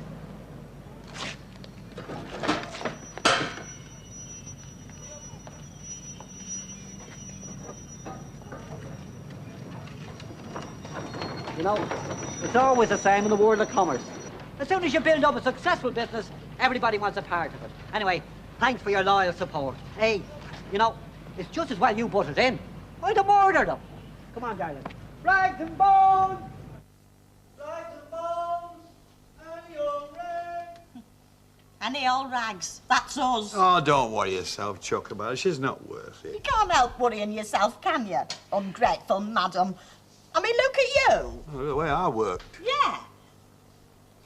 Yeah. I've worked my fingers to the bone. I don't care what you say. The kids these days aren't the same as we were at their age. They've got no sense of responsibility. They don't know what a good hard day's work means. Not as though she wasn't brought up proper. She had everything a child could want. Did a bike at 3. Yeah, she did. Another one at 12. Yeah. Mind you, she was growing out of the first one. Granted. Still. Makes you wonder whether it's worth bringing them into the world. Oh, listen, Chuck. Give over, will you? Now, listen. Hang on. You know what do you good, don't you? A nice bottle of stout, eh? Oh, Stan. I'll nip down to the Rovers and get a couple, eh? Where's your purse? It's all right, Chuck. I'll just have a cup of tea. You're always thinking about me, aren't you? Well, of course I am. Hey. I said 1 o'clock. Aye, I know, but... Hey, hey. Has he been hitting... Have you been hitting her? Have I, because I guess I remember she's upset. I mean, I couldn't leave her, could I? Well, what about now? I've still got a stack of timber to unload. Now, look, Raymond, if it comes to a question of extra beer money for me and my welfare of my wife, it's a wife every time. Well, there's nought I can say to that, Stanley.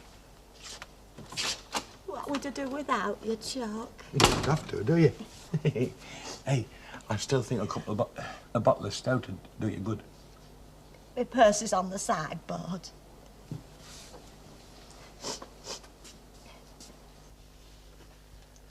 Do you treat all your customers like this? Like what? I came in 20 minutes ago for a bar of chocolate. I'm still here. And I'm working myself to a standstill into the bargain. Ah, well, while you're doing this, you're doing now else. Oh, I don't know, though. Oh, had a good look, have you? Now I'm coming down now. All right. Give us a kiss. Oh, stop Come it. on, You've just do been Friday. I'll lucky. give it back to you. No. Oh, what's up with you? Listen, mate, you'd feel like this if you just unloaded 7,000 foot of timber. 7? Yeah, well, it felt like 7,000 foot. Oh, sorry, Ray, we don't sell horse liniment. Oh, what a shame. Well, I'll tell you what, then. I'll have a packet of fags instead. Same brand as your dad smokes, same price you charge him.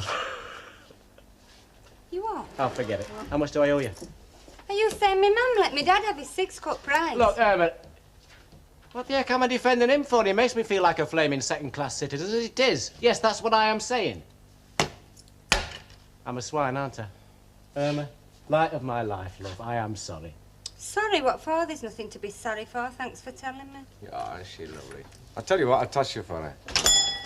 No need. There's one each now. One each what? What do you reckon, Ray? I reckon she'd fetch 7 or 10 a pound in Saudi Arabia. Time of the year, Val, take no notice. What do you want, love? There's my list. So, what is it tonight, then, eh? The private plane with the circular bed or a yacht? I don't know, I'm easy, really. No, little boys play funny games. By the way, did you know Frank and Bet broke up?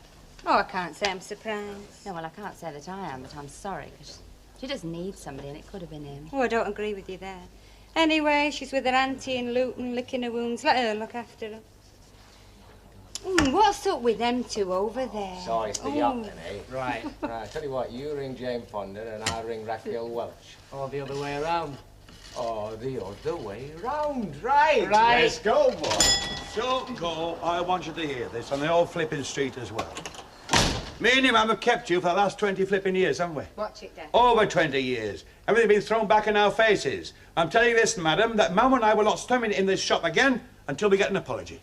Oh, could I have that in writing, Dad, please? Yeah, you see, it's all you get thrown back. Cheek, isn't it? Cheek. Take my tip, son. Don't have any kids. Don't have any kids. I've told you. Dad, how many fags do you smoke a day? What? Still about 20, is it?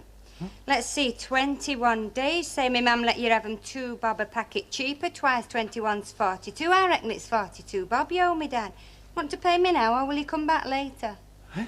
You know, them cheap fags what my mum let you have while I was on my holidays. Ah, well, you heard what I said, didn't you? Well, you want an apology? I wouldn't mind, honestly. I wouldn't mind if it improved him, but honestly, it's like flogging a dead horse. I thought it was rather charming. Val a bit tickled pink. But it must have cost an awful lot of money. Ken, Yeah. I'll let you into a little secret. I got it from the market. No. It's not ivory, you know. Isn't it? It's plastic. Well, isn't that amazing? You know, but I must be honest. I must be absolutely honest. It is just, well, just a little bit on the light side for ivory. Ah, well, you're an expert. I didn't want Val to think it had cost the earth, but the minute I saw it, I thought the Barlows. Oh. Well, you know, the ability to appreciate. There aren't so many of us around here. Hello. Mrs. Walker's brought us a present. Oh, Don't tell her. what's this? What mustn't you tell me? Well, now, I want you to make me a promise. If you don't like it, don't feel you must keep it. Just throw it away. Oh, I wouldn't. Oh, I am pleased. I thought it would look rather nice on the mantel shelf, and it'll be something for you to talk to when Ken's away. Oh, he's told you, has he? But of course. Oh, you know me. New York. It has rather a magic ring, hasn't it? Although, of course, architecturally, it cannot compare with Paris, which I have seen. Still, it'll be an experience. Indeed it will. Well, thank you very much for this. Not at all, dear. You're getting rid of me, aren't you? No! Oh, but you should.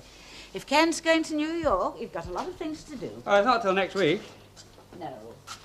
But time has a habit of flying, which is something to be thankful for.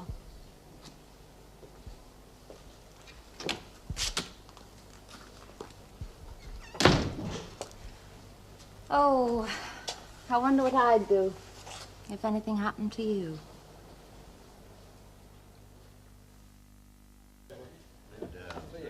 By yourself tonight, Mrs. Culver? Yes, still it's a nice chain. Ah, sure it is. I'm not saying anything against Ina. No. But she can be a bit wary. Yes. Excuse me. Yes, Ray. Oh, pint of mile, please, Mrs. Walker. Yes. Evening, Miss Colwell. Good evening. Oh, it's a bit nippy out tonight, isn't it? Yes, it is. Aye, yeah. Hey, all right. Hey, you're right out of them as well. You spit about me and the flipping fags. Well, how would I know that, Stanley? Well, I just wondered. Oh, you can't trust nobody these days, can you? You're right there, mate. Hey, what you having? I'll have a scotch. I'm upset. Scotch, please, Mrs. Walker. Oh, and a gin and tonic.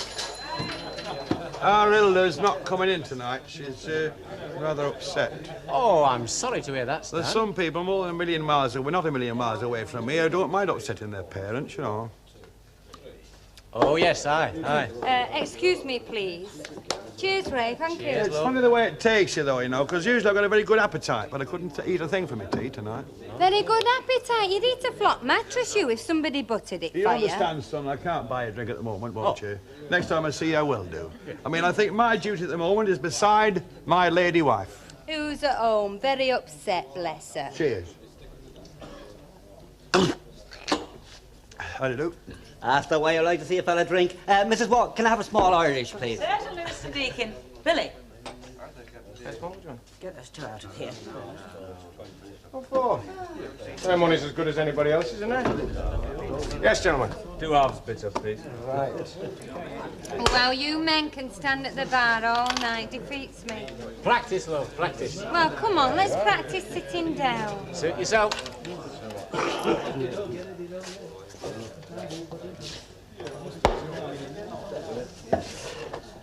What's up, then? Has your campfire gone out? Did you come in here for a bit of a warm, is that it? You know, if you were to cross me pan with silver, I'd tell you something.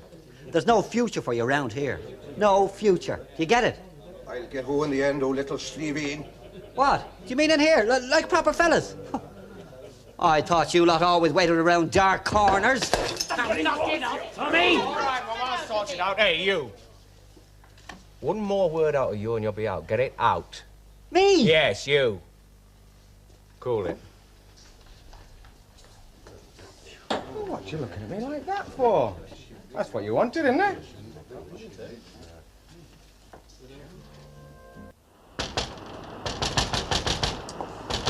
All right, I'm coming. Keep your shirt on. Oh, go away, I don't know you. Ah, I'm your mother, you know I am. Ah, well, I'm having my birth certificate altered. Ah, let's in, Chuck, just for a sec. Look, there's something I want. Oh. What do you want?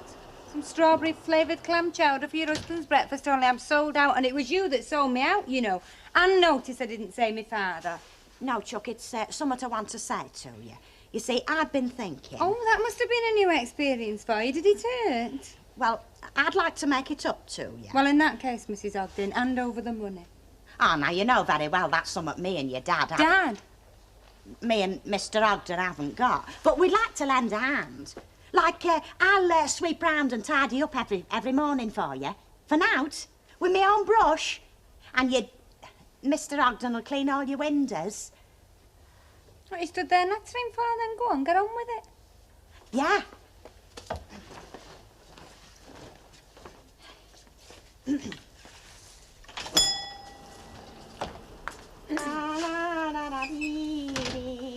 Nice, clean little shop you got here, missus. It's well stocked, plenty of things in it. Why? You'll be filling it with Christmas things in a bit, won't you? Look nice, won't it, when it's got tinsel and little Christmas decorations on the shelves? I'm sorry, am I in the way? Have you come in for something? Box of matches, please. Pass me pan with buttons. Hello, love. I thought you lot rubbed two sticks together. No, we can't, I guess. It takes too long. Well, don't you have fires, then, under full moon? Nor under any moon, Ducky. The caravans have fire extinguishers. Thanks, missus. And good luck. You're going to be very rich someday and very happy. But you should keep your daily in her place. You cheeky faggot! Wasn't that a nice little girl? You know what they are, don't you, Mrs. Caldwell? They're jippos. Oh, I don't think I know. Jippos, you know, gypsies. Them lot want to dump themselves round the corner. Oh, well, they seem just like us. Oh, they're not like us, Mrs. Caldwell. No. Do you know what? They eat squirrels and hedgehogs and porcupines. And if I was you, I'd keep your Bobby under lock and key and all, because they eat cats as well. Oh! 7,000 families in this country, Auntie Annie. You can't just forget them. I mean, pretend they don't exist, can you? I'm not saying that, Lucy, but how many thousands more live in even worse conditions? Now, half the houses in Bessie Street are falling down, but the men still go out to work, and the women to pay the rent. Yes, but they can't change. It's the way they're made. They can't help it. Lucille, dear, our ancestors, not that I believe the theory, were supposed to have been apes. Now, if that's true, quite a number of us have made the change. Well, I still say you're on your soapbox, and as long as the... Good morning, missus. It's a nice day. God bless you. God bless you. Have I the honour and privilege of addressing Mrs. Walker? Mrs. Annie Walker? Yes, that's right. How did you know? Oh, so above the door. Yes, and well, you look like the lady in charge. We're closed. You're not. You're open. How else would I have got in? By the same way that you can get out through that door. I don't mean any harm, missus. I don't mean to be offensive. I don't mean to be rude. Perhaps you're not feeling so well this morning. I can understand it. Running such a splendid public house like this is... You must be very busy. You must have a lot of customers. Could you spare some water? As you so correctly observe, I am very busy. Earning my living, keeping a roof over my head, paying my gas, my electricity bills, paying my income tax and my water rate. Just a jugful, missus. Oh, you're up. I'll get you your breakfast. All right, Ma. You sure you wouldn't prefer mild? According to some of our customers, it's pure H2O. Just water, please, mister. Right. There you are, love. They're for you. You heard what the lady said, Flora. They're for you. What do you say? Thank you. Miss? Miss. And? God bless you. And you'll be very rich. Oh, I hope that comes true. Hey, would you like to be very rich? Yeah. What would you do if you was? I'd live here. Turning this place into a refugee centre isn't going to make any of us very rich. 2 eggs, please, Mum. I think I've got a very busy day ahead of me. Here you are. What is it? Take it. It might be a fiver for the water. Oh, it's worth more than that. It's lucky white heather. No, thank you. Scrap metal, is it? Your fellas do? Sometimes, if they can get it. Oh, buying and selling, like? Fair trade. Yes, that's what I mean. You see, I own the canal garage, and I'm always on the lookout for business. I'll tell them. But we're honest. I know. So am I. Hey, can I come with you? Where to? To your site. What for? I'd like to come. Why? I'd just like to, that's all. It's not a zoo, you know. We're not animals. Can she come, Mummy? She can please herself. You won't be afraid of us putting a curse on you, then? If I was you, I'd be afraid of me Auntie Annie putting a curse on you. Do you know who discovered America, Peter? Or found it? Do you know who found America? Winston Churchill! Oh, humorous. No, America was discovered, found by Christopher Columbus. Or could have been earlier by a Viking called Eric the Red. You remember that? And also remember that Christopher Columbus discovered America so that your dad could go there and have a good time and leave us three on our own. All right, you can go out. But keep in the street, and you keep away from them gypsy kids. In scorn I speak not. They are what their birth and breeding suffer them to be, wild outcasts of society. Quite a poet. No, not me, Spud. William Wordsworth. Well, there is nothing poetic about that lot. They're dirty and scruffy. They'd take the eyes from your head if you weren't looking. I don't have to go, you know, though. And last year it was squatters next door. Oh, I said I don't have to go. What? And blame me for the rest of your life? No thanks, Ken. Don't let me stop you. I'll start packing your things.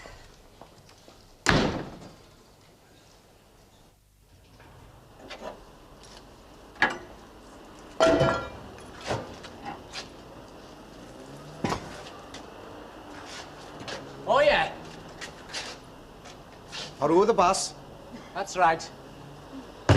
You seen what you can pinch, then? Oh, no, mister. Oh, I see. Just looking round, eh? Your gate was open. I was just looking for scrap. So you thought you'd help yourself? Oh, no. I'd have come back when you was in and made you an offer. For cash, boss. For cash. I thought you were interested in doing business. That's right. Uh-huh. £5? 4. 5. Oh, it's not worth more than 4 to me, boss. Did you say we're looking for scrap, mate? Or a scrap? Because if I find you or any of your mates round here again, you'll get this, free and gratis. I'm not looking for the trouble. Aren't you? Well, you're going the right way about it. Now go on, get out and stay out. Hey! What do you want? Same shirt, snap, eh? So I got a broader stripe? Ah, only just a bit, though. Get out! Hey, how about a pint in the Rovers, eh? At opening time, eh? I might. Well, what do you know that? Up the same shirt, isn't it? Eh? You know, I'm surprised at you, Stanley Ogden, so I am. Fraternising with bloomin' tinkers, flaming itinerants. And of course a crumble on the lot of them. They're only a lot of good-for-nothing galoots. They seem all right to me. He probably belongs to Oggy's lodge. Where's your spotted handkerchief? Well, speak as you find. And I just found him nicking scrap. What? The stuff you had for me? Yeah. Is that it? Yeah, that's it. How much? For you, 310. Is that all? That's all it's worth. Oh, give over, Tommy. Call it 4. You can call it what you like, 310. All right, but you're diddling me. I'll bring the donkey round for it later on.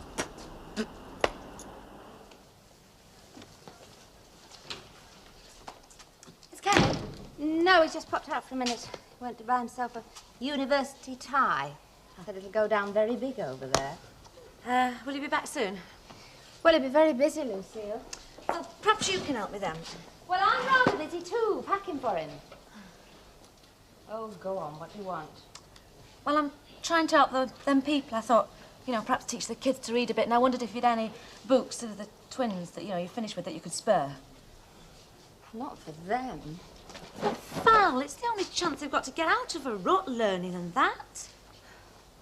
Oh, all right. I'll see what I can spare. You don't sound very happy today. Well, would you be? If you're... Well, you wouldn't know. If your husband was going 2,000 miles for 2 months. It's only a couple of months, Val. I mean, what about soldiers and sailors, wives? I know. And it'll do us prospects good. I know that, too. Hey, I'll tell you what. Go ahead. I just wish somebody'd tell me something. That car of Ken's. Oh, I surprised myself with my brainwaves. It'd be a shot in the arm for Alan Howard as well. What are you talking about? Whilst he's away, you could learn to drive. Oh, I couldn't. Of course you could. No. Of course you could. Hey, but don't ask Elsie to teach you, because when she tried, government nearly passed an act to bring back the oars. But Alan's a crack driver. He could teach you. Hey, just imagine, when Ken gets back from America, you could meet him at the airport and drive him home. Hey, it might be a surprise at that. This is how to pass the time. I might have a word with Elsie. Val, at the door it'll be Ellen Smith and her daughter. Well, don't answer it. Yeah, but they know we're in. I asked them to call. Oh, Lucille, you know I'm busy. Just for the books, please. Oh, all right.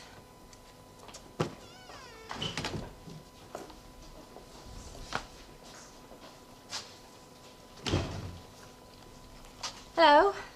Thank you, lady, for letting us into your beautiful house. Are the pictures in them? Yes, I think so. Apples and cats and trees and things. God bless you, missus. You'll be rich someday.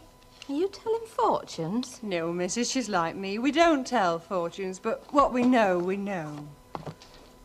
You're Peter's mummy, aren't you? Yes. I like your Peter. Can I play with him? Oh, well, I don't know. You're not really the same age, are you? He taught me a rude word yesterday. He what? Oh, it were only a little rude word. It weren't like that big rude word somebody taught her in Ludlow. Anyway, thanks very much, lady. And I'll make sure she learns everything you learn her. You've had a very happy life. Have I? And you're going to have an happier one. You're going to be the mother of 5 children. And your husband's going to be very successful. And you're going to be a grandmother of 12 children. Finished, have you, Mrs. Ogden? Yeah, Chuck. Oh, I'm aching from head to foot. Fine, I'm very grateful. Back again, Mrs. Caldwell? Yes. When I was in this morning, I forgot the most important thing of all, Bobby's dinner. A large tin of pussy tail, please. Oh, no, wherever put it. What are you talking about? The pussy tail. I get it in special for you, you know. But I haven't got a cat. I haven't got a cat. Not a cat. Well, neither have I, missus. I wish I had. Yes, I suppose you do if you like that kind of thing. I mean, when you're travelling like we are, a car wouldn't last long. Well, no, not if you was hungry. I don't know whatever made you think that I'd got a cat called Bobby. That old bird's a nut if ever I saw one. Large tin of corned beef, please. 5 and 3. And 3? And 3. It was only 5 bob last place. Ah, well, we have to drive 'em up the Stoke-on-Trent trail, you know. I hear tell they're going to build a railroad soon. Oh, then keep it, missus. I can get a tuppence cheap at the supermarket. You see what I mean, Arkid? They mean us harm, them lot do. There you are, Mr. Ogden. 2 pints. 4 and 6, please. There we are, love. Right. Cheers. She's a cantankerous old bitch. Cheer up, she's a landlady. Cheers. Slaughter. So you say you're not one of the travelling people? Oh, well, I've taken a wife on a few bus rides, you know. Oh, I could have sworn you were one of us. I'll tell you what you can do, Ken, though. Bring me back one of them Broadway chicks. You know, the one with the $1 million legs? Oh, forget the legs. Let's have the $1 million. Hey, you're a lucky devil. Yes, I suppose I am. Val's not very happy about it. Oh, don't worry about Val. She'll be in very good hands. I'll look after her. Just you try it, mate. Just you try. Any funny business, and Ena Sharples is guaranteed to stand on the pier head at Liverpool and shout across to New York. And believe you me, her voice carries. Oh, I shouldn't worry about Val. From what I know, the street looks after itself. See ya. Well, Lucille, and how did you enjoy your brief sojourn with the Diddy cows? If you mean them people in the caravans, very interesting. I'm sure it was. Well, now, dear, I've kept the water hot and the bath fire going, so perhaps you'd care to take a bath. Why? Why, Lucille? Because there's no knowing what these people may carry, what diseases. Leprosy... Funny you should mention it, because now I come to think of it, I do believe I've got a touch of the Great Plague in my big toe. I mean it, Lucille, I'm serious. And I mean it. Whilst those people are here, I'm going to help them. And I'm serious.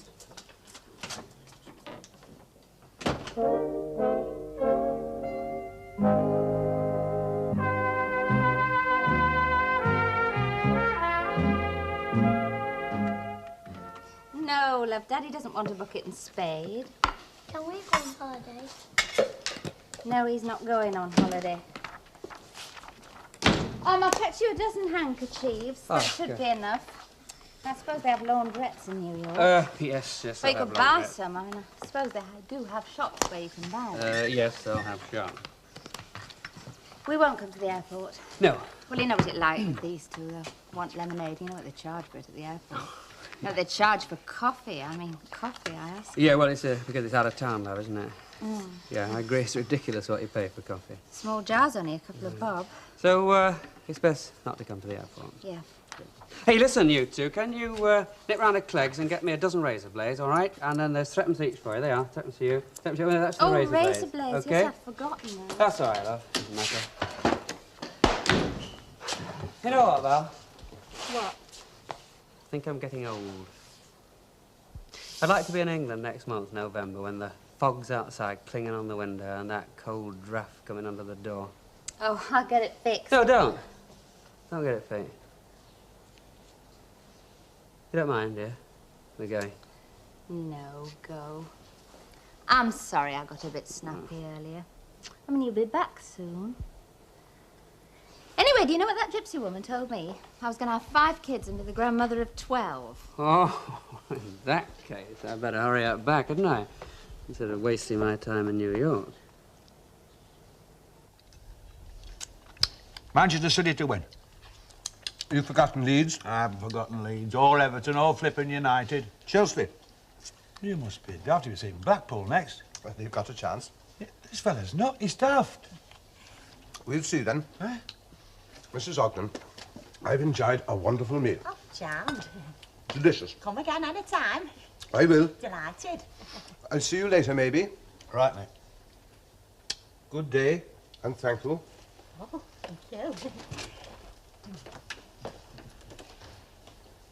You know, Stan, I'm not one for the social set and climbing and that. No, Chuck. But a gentleman like him is worth cultivating. Oh, never mind your Len Faircloughs and your Tommy Deakins and your Ray Langtons. No, what you need is real friends like him. Do you know, it was a treat watching you two talk. Ah, you're right, Chuck. For a Jippo, he's not bad, is he? A what? Jippo.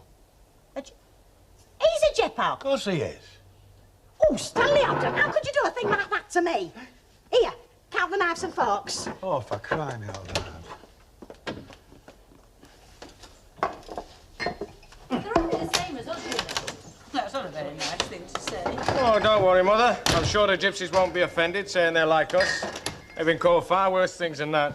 Yes, well, I strongly object to Lucille wasting her time and perhaps risking her life with those gypsies. If you'd given me time, Lucille. It's not a dirty word. It wouldn't have choked you to say it. Don't be childish. Me childish. What do you say, Billy? Oh, I think we're all gypsies. Oh, we'd like to be. Really, Billy? Oh, it's true. I mean, you take half these millionaires you're so fond of. They got house in Bahamas to avoid paying the tax. They fly around in jumbo jets, buying stocks and shares when they're down and selling them when they're up. Well, if they're not itinerants and gypsies, I'll eat my hat. Hello, Mrs. Colwell. How would you like me to fix a new lock and bolt on your door like I'm doing on this one? There's a roaring trade round here, you know, with them gypsies about. New locks and bolts on every house within half a mile radius. No, thank you, Ray. I've come to say goodbye. I've been very happy living amongst you, and I shall take some very pleasant memories away with me. Mrs. Caldwell. What's up? Well, me and Bobby's going in exile for Bobby's sake. I don't want them to eat him, and neither does Bobby. Yeah, you're quite right, Mrs. Colwell. If you go and hide away at Mrs. Sharple's. Yes, that's what I'm going to do until they've gone. Only don't tell anybody. Oh, don't worry, we won't. Well, you're very wise, though, love.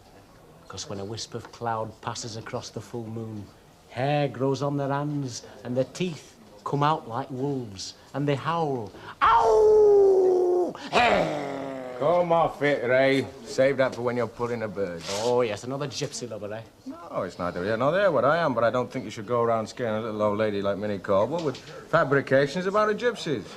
Can't nobody take a joke anymore around here since that lot came to stay. Don't worry, Mrs. Caldwell.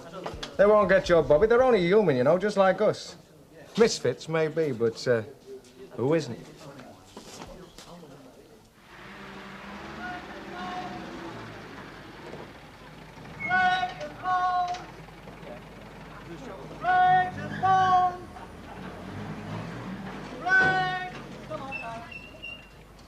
Rags and bones! I need rags! I need bones!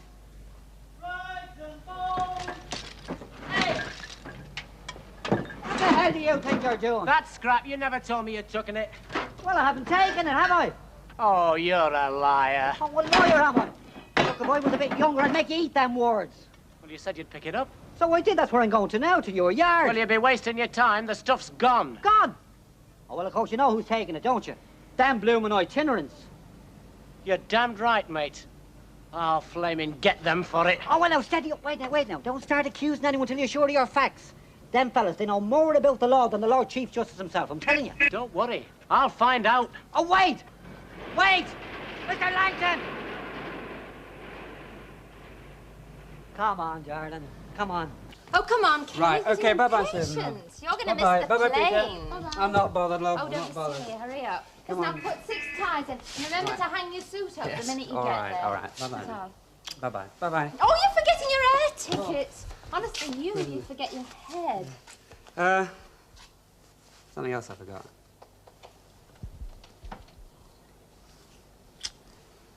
I love you, Val. And me, Ken. And me.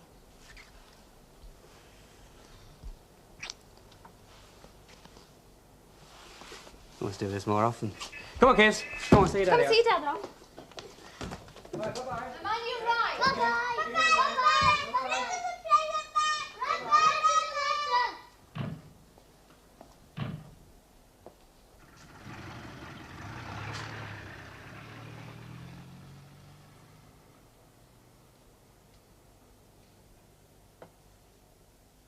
I wish you wouldn't, love. I wish you'd keep away from them. I just want to do what I can. You can do something, all right, Lucy, darling. I've just had 6 or 7 quid's worth of scrap nicked from the yard. Now keep your eye on them and find out where they've got it hid. You shouldn't ask questions like that. Oh, no, shouldn't I? Say you thought I'd nicked something from them. Wouldn't you keep a check on me? Yeah, but that's not a fair question to ask. Oh, I wish those people had never come here. They've upset us all. Yes, well, they are here. And as long as they are, I'm going to help them. Lucille, I forbid you to go to that disgusting gypsy camp. Forbid? You can't forbid me. I'm going. Lucille!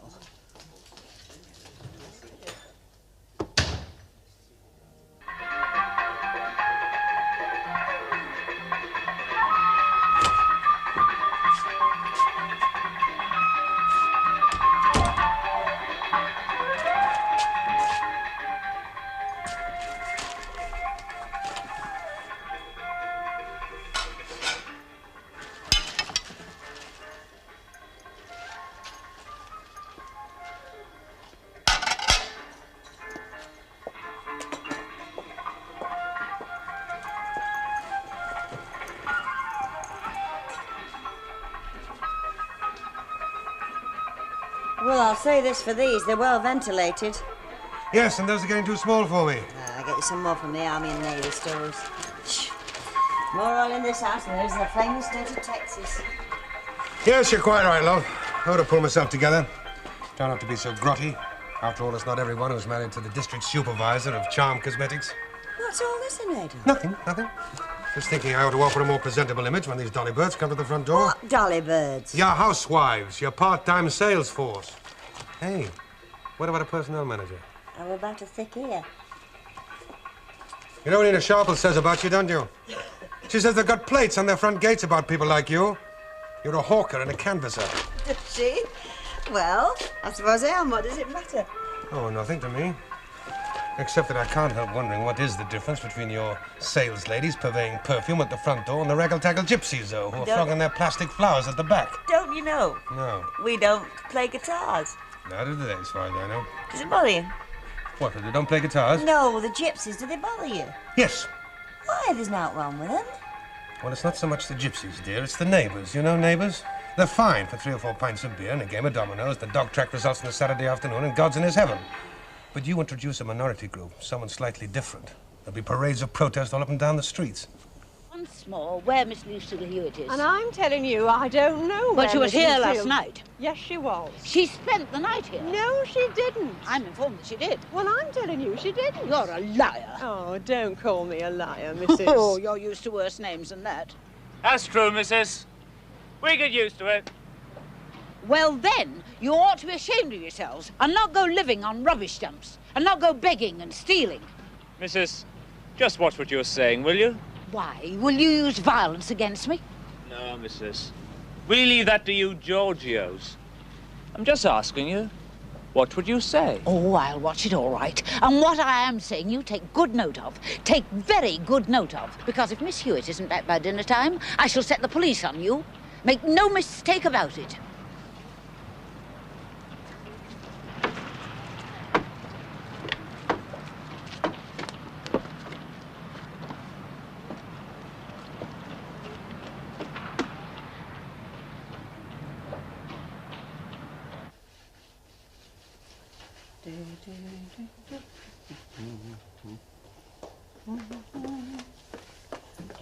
They could have murdered her and buried the body. Oh, don't talk wet. Hey up, let's through. Oh, for goodness sake. Don't you read the newspapers? Because I do. Look, it's not gypsies what do that kind of thing. I mean, Mr. Turpin says the last thing they want is trouble. Oh, aye, well, he's a know-all. Ah, but it's a bit different to yours. He's a know-nothing. As a matter of fact, he had to help last year evicting a few of them, and I was very upset because of the little children. Little children? Snotty-nosed little brats. That's rather a cruel thing to say, isn't it, Hilda? All the same, I can hardly blame the police for doing their duty. The people one should condemn are the parents for placing their children in such distress. Yeah, well, I'm neutral, so don't look at me. Ah, well, I'm not. Me, I wouldn't give a mouse room. Hello, Hilda. Being your usual two-faced self again. What do you mean? You know what I mean. You were entertaining one of them in your house last night. Entertaining? Is this true, Hilda? Well, I wasn't exactly entertaining. All I did was give him a meal. Well, I didn't even know it was him. One of them until he'd finished wiping his plate clean with some of my bread. How could you? Well, I thought he was a friend of Stan's. Well, they're not fair, them gypsies, you know. You can't tell them from us at times. You mean they ought to wear big earrings, love? Oh, I'll put a ring through your flipping nose if you don't shut up. Hilda, darling, you know I had some scrap nicked. Oh, yeah, I heard. Yeah, well, now, the only three people I caught in my yard yesterday were you as Stan, his new playmate, the Gyppo, and Tommy Deakin. So it points to one of them, and I checked with Tommy. Well, it isn't my Stan. Well, of course it isn't. But as you know, in this heaven-blessed country of ours, a man is innocent until he's proved guilty, right? Yeah, I suppose so. Right, Mrs. Turpin? Yeah. Right. So I think that much of your good husband that I want to prove him innocent. Ah. Oh, yeah, he'd like that. Yes, I'm sure he would. So I want to take a deco in your backyard. Oh, well, there's an out in there on in my bin and a bucket with my floor cloths. Do you know, I like Hilda, in spite of what everybody says about her. You're very cooperative. Then when I've checked there's not but what you say there is, then we'll know it's the Gyppos, won't we? Yeah. Then I'll be able to sort the Gyppos out. You opening up a chemist shop, are you? No. You've got cures there for diseases what haven't even been invented. Oh, well, it's best to be sure, missus. Do you want any corn plasters? No. Or finger stalls, burn dressings, or eye patches? No. You know, it's a pity you didn't come in last week. It was a bargain week. I let half a dozen ambulances go cheap. They'd have just suited you. That's 11 and 9 you owe me. Sickness? Just stocking up, ma. How old's the baby? You are? The baby. How old is it? That stuff's for bairns. Oh, he'll be all right. Oh, yes. He's 5. And you're going to pour all that stuff down him? Well, you've got to try, see which works. By heck, have you? Look, I think I'll come back with you. No, thanks, Mad. It'll be all right. It's not much. I don't think you've got much option to let me come back. I'm investigating. Investigating? Yes, a woman called Minnie Colwell. You wouldn't know her. But she and her blooming old tomcat have moved in on me. They're both under the impression that you eat cats. Well, you'll have to take us as you find us. I always do. It's a pity the others don't. Where's the baby's mother? She's out selling flowers. Well, you've got to live, don't you? I suppose so. Come on in. Oh, you don't have to, missus. You don't have to ask me, and I could have stayed on the step. Oh, isn't it a lovely... What a lovely house. Oh, you're a lady of artistic taste. You have the gift. So have you, with the gab. Do you mind me asking, but are you of the travelling blood? Only there's a travelling family we meet whenever there's a funeral. The ladies, just like you, they come from Galway. No connection that I know of, love. You see, the thing about this house is I'm tied to it with an invisible elastic band, and every time I try to travel, something bangs me back and slaps my head against the wall. But you're going to travel a lot. Yes, I know. We've got a sales meeting in Stockport next week. Oh, I'm sorry, I'll... Oh, no, it's a daft. Come in, this is, Yes, we met. Oh. The lady was kind enough to give my little girl some books for Miss Hewitt to teach her to read. And this lady was kind enough to guarantee me 5 kids. Yeah, the 2 beautiful little children you've already got and 3 more. 3 boys. You didn't happen to tell her where she could get a babysitter while she was at it, did you? I'll put the kettle on. Oh, I must go, Elsie. You'll stop where you are. It's a long time since there's been people in this house. Real people, mad people. Oh, thank Oh, you. you know what I mean. Performing seals, girl bagpipers and chimpanzees cleaning the teeth in the sink. Well, I'll go. No, you won't. You'll stay here as well. I'll have your flowers. How much are they? 5 shillings a bunch. All right, I'll take a bunch. Here, Chuck. Oh, I hope good fortune will always be yours. Well, just don't hope. Tell me. Well, you tell fortunes, don't you? Oh, no, I just say things that come. I know what you know. I know. Well, come on, tell me mine. Oh, I can't. Why ever not? Because you're too much one of us. But I can tell you past. Get away. If you could tell me past, you wouldn't be selling me flowers. You'd be blackmailing me. You've been married more than once. Right, go on. You've 3 children. Wrong. 2. Are you sure? Well, I better be sure, love, else my memory's failing me. Oh, aye, that's right. 2. It's clear now.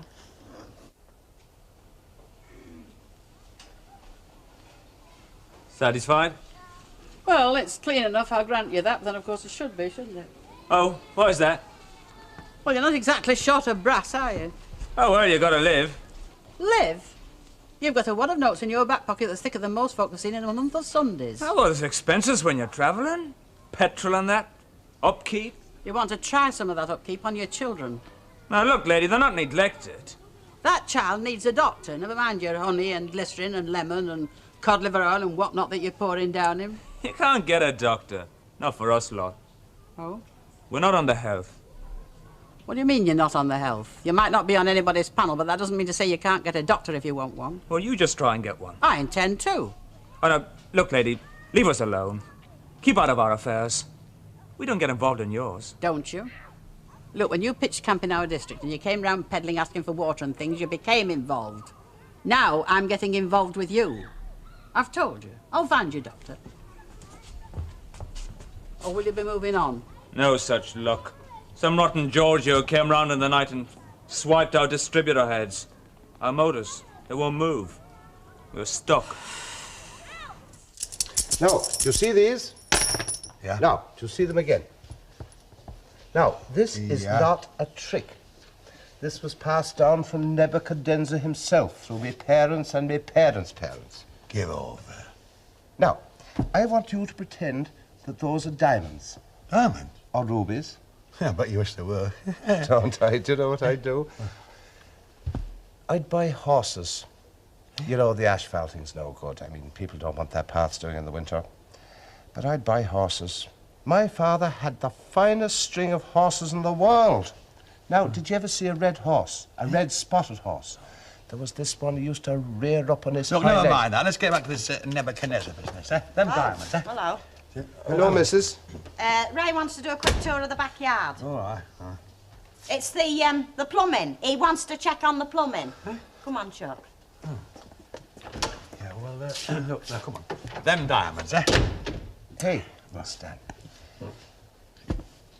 I don't think your missus likes me. Oh, it's only 'cause you're a jippo, that's all. She's suspicious, thinks you're going to turn her into a frog or something, you know. I wish I could, mate. My missus will be first. Do you know, she's only a little woman, but when I come back with a night on the bevy, Oh, I know, mate, they're all the same. Mind you, if you could turn her into a sort of second Rackwell Welsh, he might keep me off the bevy, mightn't it? Me too, shake hands. Hey, come on, them diamonds. Now, you must count up to 7 now. 1, 2, 3... Me, scrap's been nicked. Oh, aye. But it's not in your yard. I could have told you that. I'm not a flipping thief. No. But this was. Oh, that doesn't count. I've had that 6 months. Borrowed it off Len, you know. I'm borrowing it back. Well, that rules everybody out, doesn't it? Except our visitors, our itinerant friends. We'll have to teach them some manners, won't we?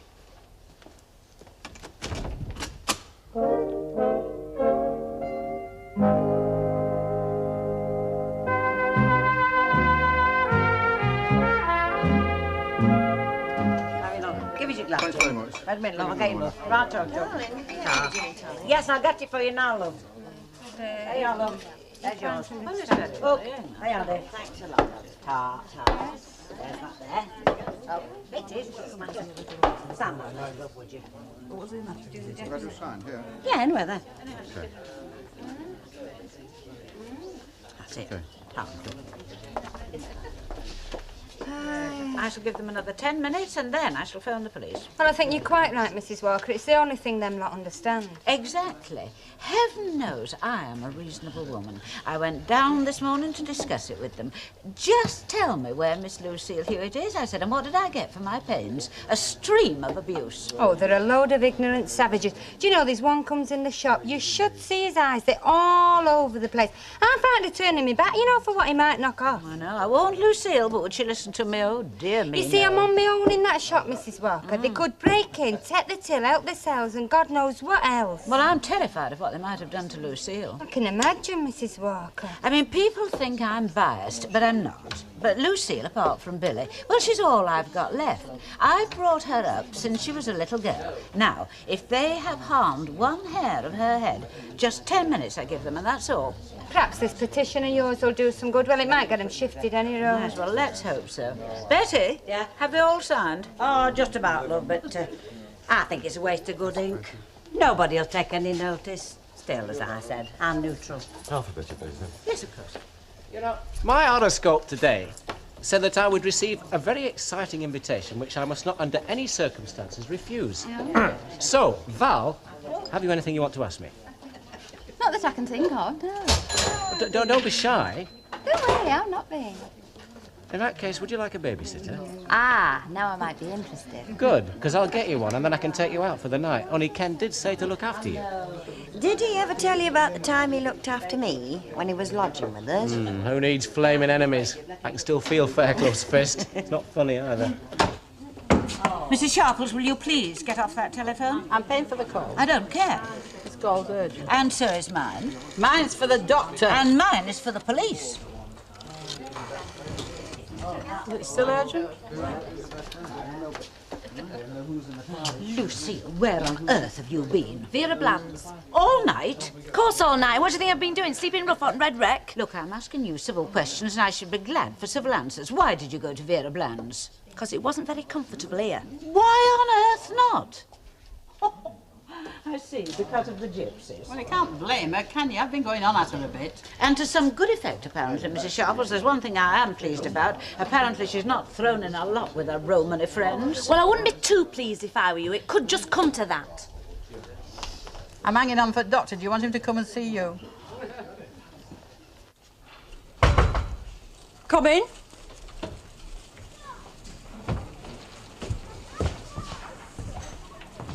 What is it? Them motors? Oh, just little things. What little things? Little things like distributor heads. Distributor heads? That's what my husband said. It was you, wasn't it? It was you two. Oh, we could have moved tonight. Oh, don't be daft, missus. We got enough work without creating it. It was you. Ah, all you Georges are the same. Madam, we are both trained mechanics. We know that the simplest, easiest, quietest way to put a car out of order is to take the rotor arm out of the distributor. Well, how much? How much will it cost? Well, it could be a couple of quid. You wait here. I'll get £2 from my husband. But we haven't done the job yet. £2, you said? I'll get it for you. And it could be about 3 quid, yeah. Smart people. Smart people. Their whole life on 2 wheels. What do they call themselves? Freeborn men of the travelling people. Do you think it's worth it? Well, they seem to think so. Freeborn men? Kicked from pillar to post? Well, perhaps they like being kicked about.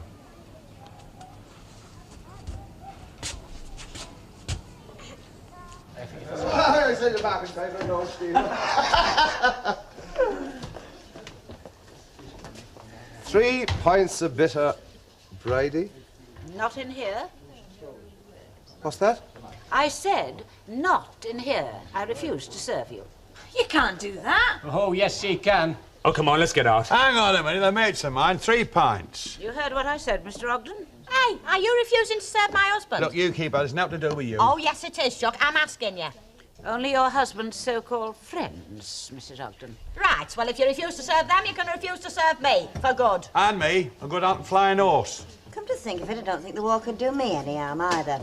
I've heard they'd done the place up. Are you coming, Val? Oh, keep me out of it. I don't drink much, so it doesn't matter. Being strictly neutral, Mrs. Walker, I mean, I think it'd be best if we served them. You know, you're going to feel the dropping in the takings if you're going to let a few of these customers go.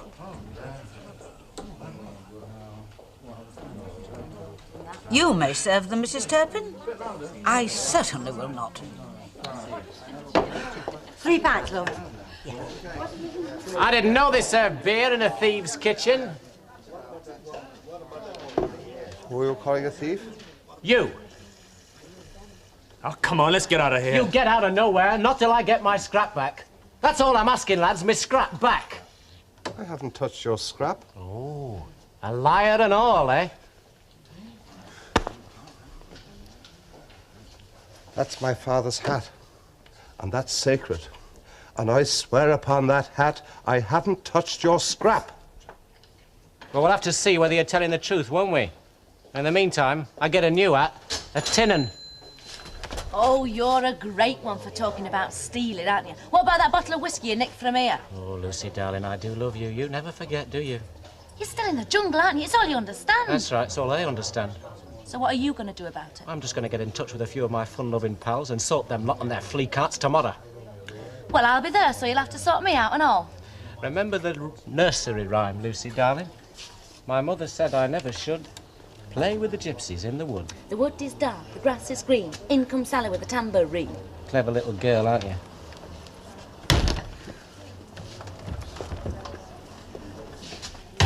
By gum, you're quite right. You can't get a doctor for loving the money. Well, I told you, you shouldn't have bothered. We look after ourselves. That little lad's got tonsillitis. Somebody should look at him. It looks to me it's going to take a miracle to get someone. Oh, by gum, it looks as though we already have a miracle. Mr. Deakin, would you mind coming into the snug with me for a minute? Not at all, missus. I don't blame you wanting to get away from these undesirable aliens. Pass me the telephone book, will you, love?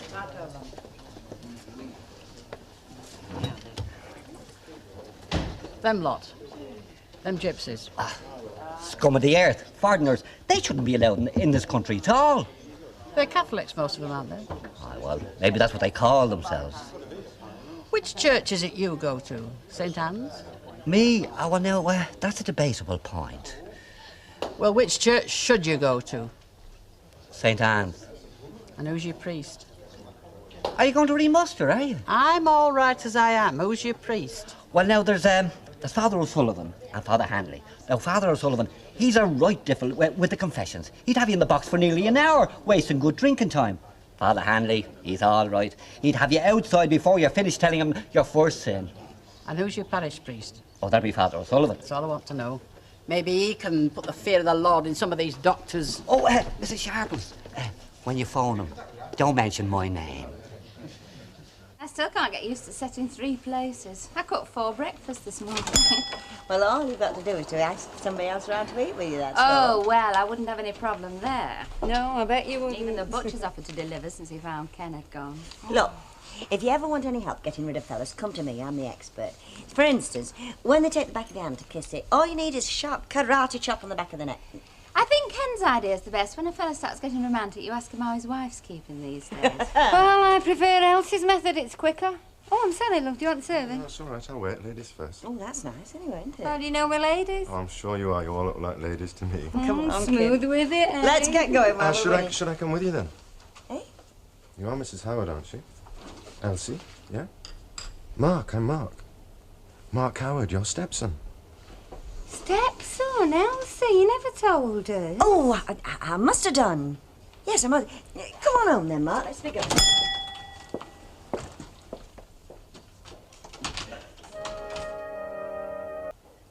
He should be here in a minute. Your dad should be here in a minute.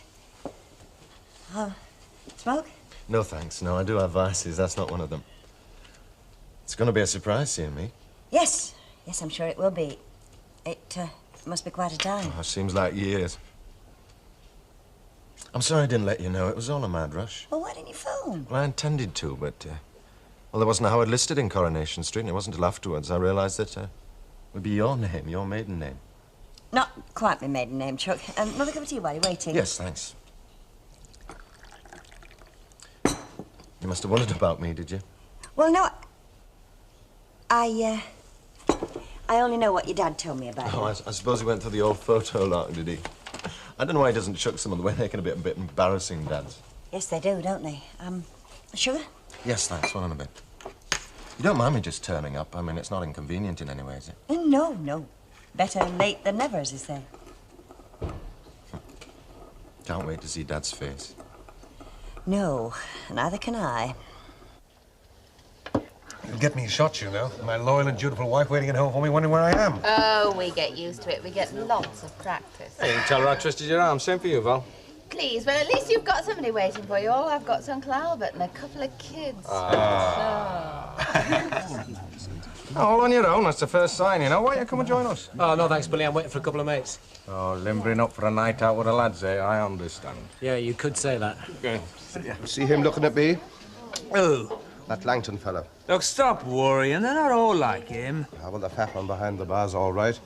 And them two mechanics. And that old one that got you, the doctor. There's that little lass from here, Lucille, teaching the kids to read. Hans Anderstone or something. I said, no, miss, them kids hear enough yarns from us. You teach them to read motor tax forms and learn them decimal currency. You're gonna need that. Well, Stan's a bit more like us. His wife moves with the wind, though. I told her fortune. She gave me a pair of his comms. They'd be all right as lobster nets, but nobody'd wear them. Ooh, you don't have to go on, Stan. What do you expect? Not alive from those John L's yet. I don't know what's wrong with you. Nobody wears them anymore. They're not virile. I mean, look at Ray. You wouldn't wear them, would you, Chuck?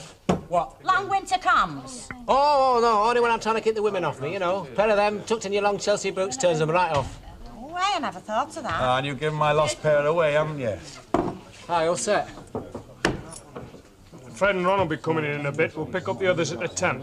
They're having a game of snooker. Look, Eddie, Cut the chatter, let's do some drinking, eh? not the heavy stuff, eh? You know the lads, they only put the boot in if somebody hurts their feelings. Look, I just want the stuff them jippos nicked, and I want them away from here. I'll tell the lads to sing hymn number 45. You had me trying to talk you into somewhat sexy. Oh, give over, will you? I haven't forgotten Cut Price Clara in Inkerman Street, you know. When I walked through that door, I thought that's what's so nice about a pub. It's just like home. And what's that supposed to mean? Could have swore I heard the familiar high-pitched drone of my mum going on at me dad. I'll have less of your sarcasm, thank you very much. I don't have to put up with that from my own family. Yeah, I've been doing for years, ma'am. Why change now? Listen, you'll laugh the other side of your face shortly. There's a big change in store for me. A glamorous opening. It's in my fate. Oh, you've been listening to one of them gypsy con men again, haven't you? Oh, go on, scoff. But I know a clairvoyant when I see one. Oh, shut up, ma'am, and nudge me dad. He's forgot to buy us a drink. Hey. Haven't you, Dad? I had to sup up and get going if I were you. I think there's trouble brewing. Yeah, we've gathered that, miss. No, the Them queer, two. queer fellow over there. He says I pinched his lead. Yeah, he's still saying it.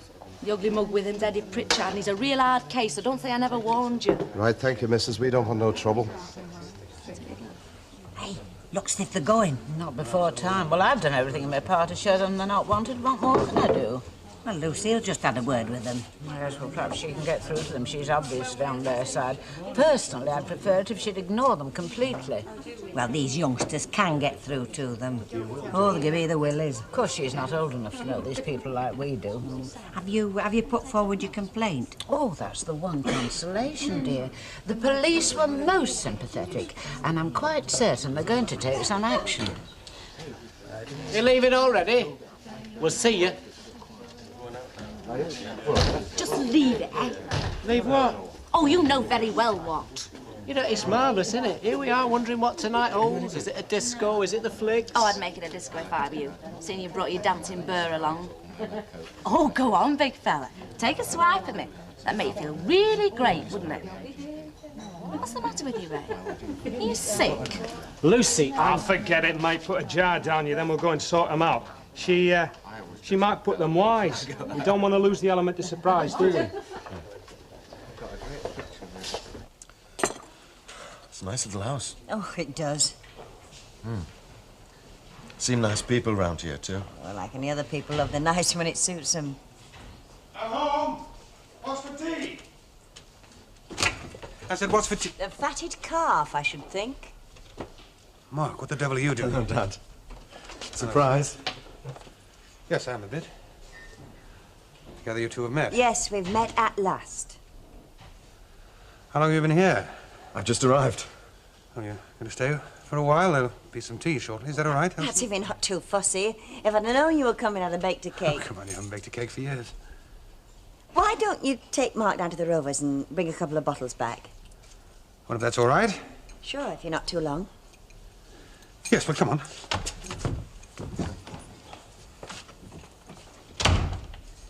Well, Elsie could always put on a good front.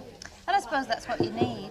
Well, you could do it. Never in a million years. Selling things, I wouldn't know where to start. Well, ask Elsie, she knows how. She's the area supervisor. You could do it, though. I wonder if she's interested in part-time. Well, Emma, what do you think? I don't know, I might try it. Well, it could be it, like that gypsy said, a glamorous opening. Oh, aye, but that was for you, not me. Well, that's what I mean. It could be me glamorous opening. I mean, flogging makeup must be glamorous, mustn't it? You, Mum, you mean you? Hilda, I don't Shut up, Val. Yes, I can see it, Mum, honest. Well, I mean, it has turned up like he said, hasn't it? Yes, I think it was on the ball there, the gypsy. Why don't you go and see Elsie now? I mean, me and Val will leave the field clear. We'll leave out the race, won't we, Val? Well, yeah. Oh, yeah. Hey, I'll just slip round and do myself up a bit, Yeah. I know, I'm a little devil. You are a little devil. Listen, I must go. Well, let us know how she gets on. Right. Right, see you, Val. Darling, Billy, a minute. Oh, just as I thought I had you all to myself. Never mind, I'm going now. Ta-ra. See you, love. Yeah, what? Seen them lot over there? Yeah, what about them? Well, you know what they're up to, don't you? Oh, what should I? They're only going to beat the gypsies up, that's all. Oh, come off it, love. You've been watching too many They westerns. as good as told me. What am I supposed to do about it? I'll try and stop them. Darling, there's 4 of them. You're scared, aren't you? Too damn true I am, yes. Oh, don't worry about your gyppo friends. They're quite capable of looking after themselves. They've had plenty of practice. That is not the point. Well, it is as far as I'm concerned. But it shouldn't be happening. Nobody should be going to beat them up. Lucille, will you please keep your voice down? Now, while I'm the landlady Yes, here... while you are the landlady here, Auntie Annie, it's gypsies go home, isn't it? But you let a bunch of thugs and yobbos come and drink what they like in here. Oh, thank you not to talk to me like that. I'll say what I want. Hey, shut up, you. I said take your kicks down and smack your backside. You're not too big, you know. And I'll do what I want. And if nobody else has got the guts to do something, well, I'm going to. And just where are you going? Where'd you think? Billy, go after her. Make her see sense. Sense? There doesn't seem to be much of that about tonight. Oh, Billy? God. Can I help you, love? Yes, I'd like 6 light ales to take out, please. Sure. I'd like a drink now? Half a bitter, please. And 2 halves a bitter, please. Right. Lovely. What was all that about? Oh, it's Lucille going off in a bit of a tiz, you know. You've always got trouble when there's kids about. By the way, you haven't met Mark, have you? No, but, oh. My son? I say, I'm very pleased to meet you, lovey. By word, you're handsome like your dad, aren't you? Oh, don't let me embarrass you, love. That's, let's see, 14 and 4. Thank you. Tom?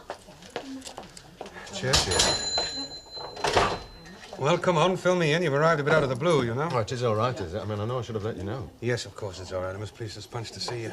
Have you got the forms, love? Yes, Anderson. Ta. Thank That's it.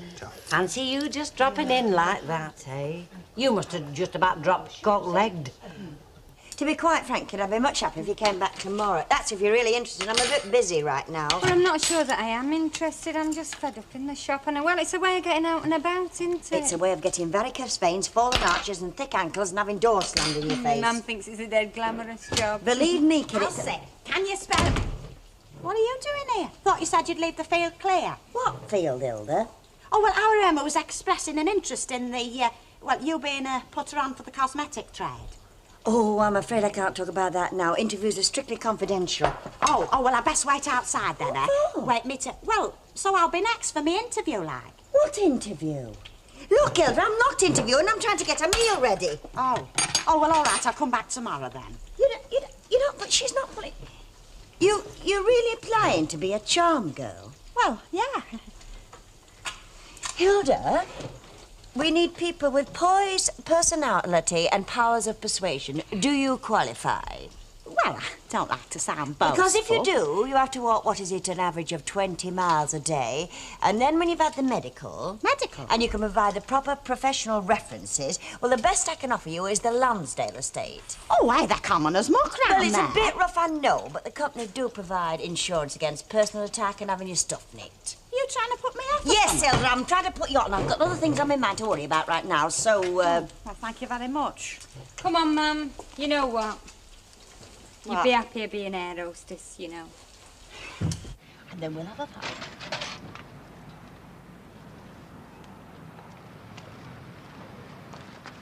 Hey, John! John! Quick!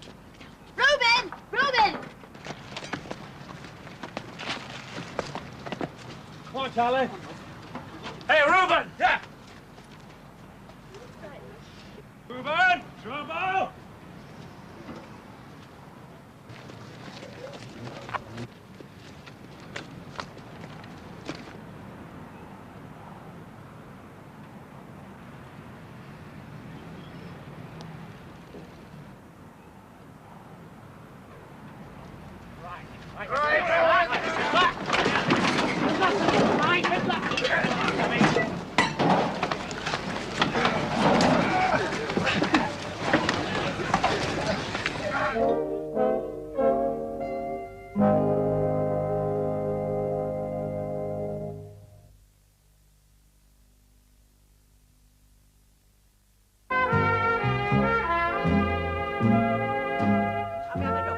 Betty, could you have 2 more, please? Yes, love. That's him over there. Well, it sounds all right. I don't know much about these grades you talk about, but it seems all right to me. 2 reasonable passes and a scrape through. Now, don't be too modest. We could do with some brains in our family for a change. What's left of our family? You didn't have to, you know. Cut yourself off so completely, Dad. There was no reason. There were a million reasons, Mark. I never wanted you to disappear. In some ways, I don't think Mum did either. Well, I know I don't really understand. It was not- complicated. It was very complicated. Just hope I didn't let you down too badly, that's all. No, I suppose it was very difficult. How do you do? Oh, this is Mrs. Sharples. And you're Mark. Will you be around? Well, we haven't quite decided yet, Mrs. Sharples. Oh, well, any road, we've met. Yes.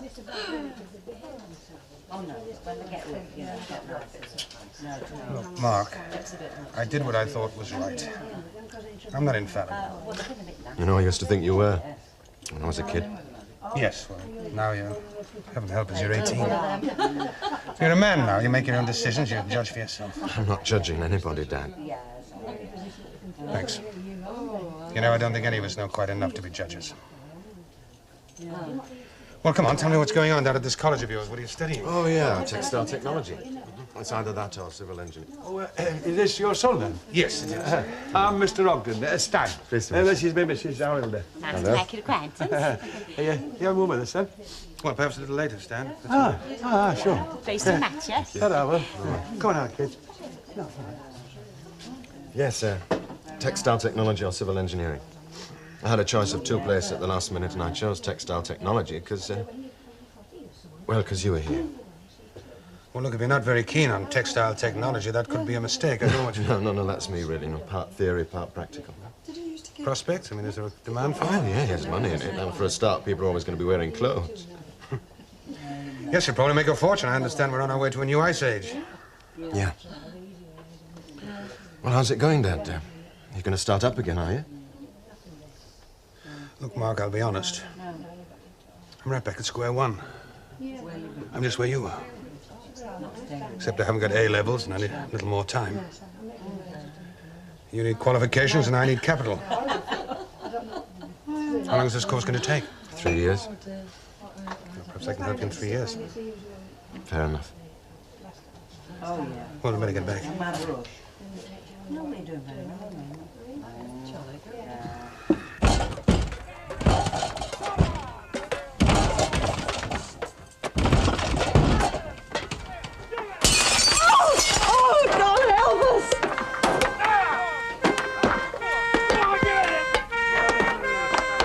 Started, but there was a vacancy and I jumped at it. Mum wanted me to go to Birmingham, but well, maybe I shouldn't keep talking about Mum. It's all right, love. I knew he'd been married before, you know. Well, let's get cleared away, shall we? Oh, can I help? Oh, that's very nice of you, but it's all right. Come on, you wash and I'll dry. Your old team back in business here, Dad. Thank you very much. That was very nice. Oh, I must do you the chef's speciality one of these days. What's the food like where you are, by the way? Where are you staying? Down at the hall? Well, no. Diggs? Well, I wondered... I would like to stay with you and Dad if I could. I came here because of Dad. Because of Dad, of course you did. Look, Mark, you've arrived a bit out of the blue, love. There is a room upstairs, but it's not ready. Yes, it's all right. I should have thought. Alan, it's all right. We can get that room ready just for tonight. It's all right, love. You can stay. Well, I was just thinking about you, Elsie. It's your house. I should like to, really. Well, go get your bags, then. Oh, right. They're down at the tech. I'll get a bus. One moment, and thanks. Go on. Say what you've got to say. Sorry, love, I was just looking at Mrs. Walker. No, about Alan turning up with his son. I didn't know he had a kid. Oh, I've been racking my brains, but I can't recollect Elsie having mentioned out. No, nor him. Still, I suppose it stands to reason if you look at it in a certain light. You mean... Maybe he's more of a surprise to her than he is to you and me. All I'm saying, Mrs. Walker, is that if there's any trouble, you can't exactly do an excuse me. I don't see how Well, you... it was you what complained. Yes, but you put your name on it as well, don't you? So where do you stand? Look, there'll in be it? no trouble. These jippos are peaceable. Oh, now you can't say. It's like these here demonstrations. Oh, nonsense, Hilda. Billy'll see that she's all right, then they'll go, and everything will be the same as it was before, thank goodness. Mrs. Walker, I bring good tidings. Give us something to wet me throat, and I'll tell you. Mr. Deacon, I do not barter beer for idle gossip. Idle gossip? Well, it is not gossip, but the gospel truth. And great goes on it is and all. You didn't I get it straight from the horse's mouth? I'm not the least bit interested in horses either. Well, aren't you a frustrating old so-and-so? Here's me come hot foot from the battleground to tell you all about it, and you don't even admit you want to know. I don't want to know. What? After I've come all this way to tell you? Sure, it's at least worth a pint. You've had enough. Oh, never enough, Mrs. Sharples. Plenty, maybe, but never enough. Look, will you say what you've got to? Now, what is it, trouble or something? Trouble? That's not the word for it. You want to see it. Them gypsies, all the fighting and groaning, and police cars all around. Eh? Yeah. If you're ready to go, don't hang about. Get any way. You and all, join your family and get a move on. Me? Me? I'm not... I live round here. Rovers Return, Coronation Street. Then you've no business to be here at all. Why shouldn't I stay here? And why shouldn't they stay here and all? Because they're trespassing. Look, it's a bomb site. That's as may be. It belongs to the council. And what are they doing about it? Now. Look, don't answer back at me. Council says they go, they go. But they're not harming nobody. There've been complaints from the public. Now, get a move on. Who by? I've not complained. Well, you ought to know. You said you live with the Rovers. What's that got to do with it? The main complaint was made by the licensee of the Rovers Return Public House and supported by other ratepayers. This lot don't pay rates, so there are no rights here. Now get a move on and drop that brick. Yeah. I'll drop it. Why didn't you tell me? You could have told me, you know. I couldn't. Why? Am I so difficult to talk to? No, it's not that, love. Well, what then? Well, you put things off. Yes, oh yes, you're very good at putting things off, aren't you? You're an expert at that. Putting things off until they hit me in the face, that's you. Are you going to shut up and let me tell you? Go on, I'm waiting. Well, I put things off. You've said that before. Look, I meant to tell you. The very next day. And then the next day and the next day, and finally I found myself deciding to tell you when the time was right. Like now the whole street knows. I can just see them putting two and two together. Elsie Tanner doesn't know, they'll All say. right, so you're worried about the neighbours? I don't give a damn about the neighbours, and I never have done. All I care about is knowing about things about me before they hit me, that's all. Oh, I'm sorry. Oh, it's all right, love. It's just, there's been another fight with them gypsies. Yes, and there's been another one here, Chuck. Oh, well, maybe later. Oh, by the way, that gypsy was right. Remember what she said? I have got 3 kids.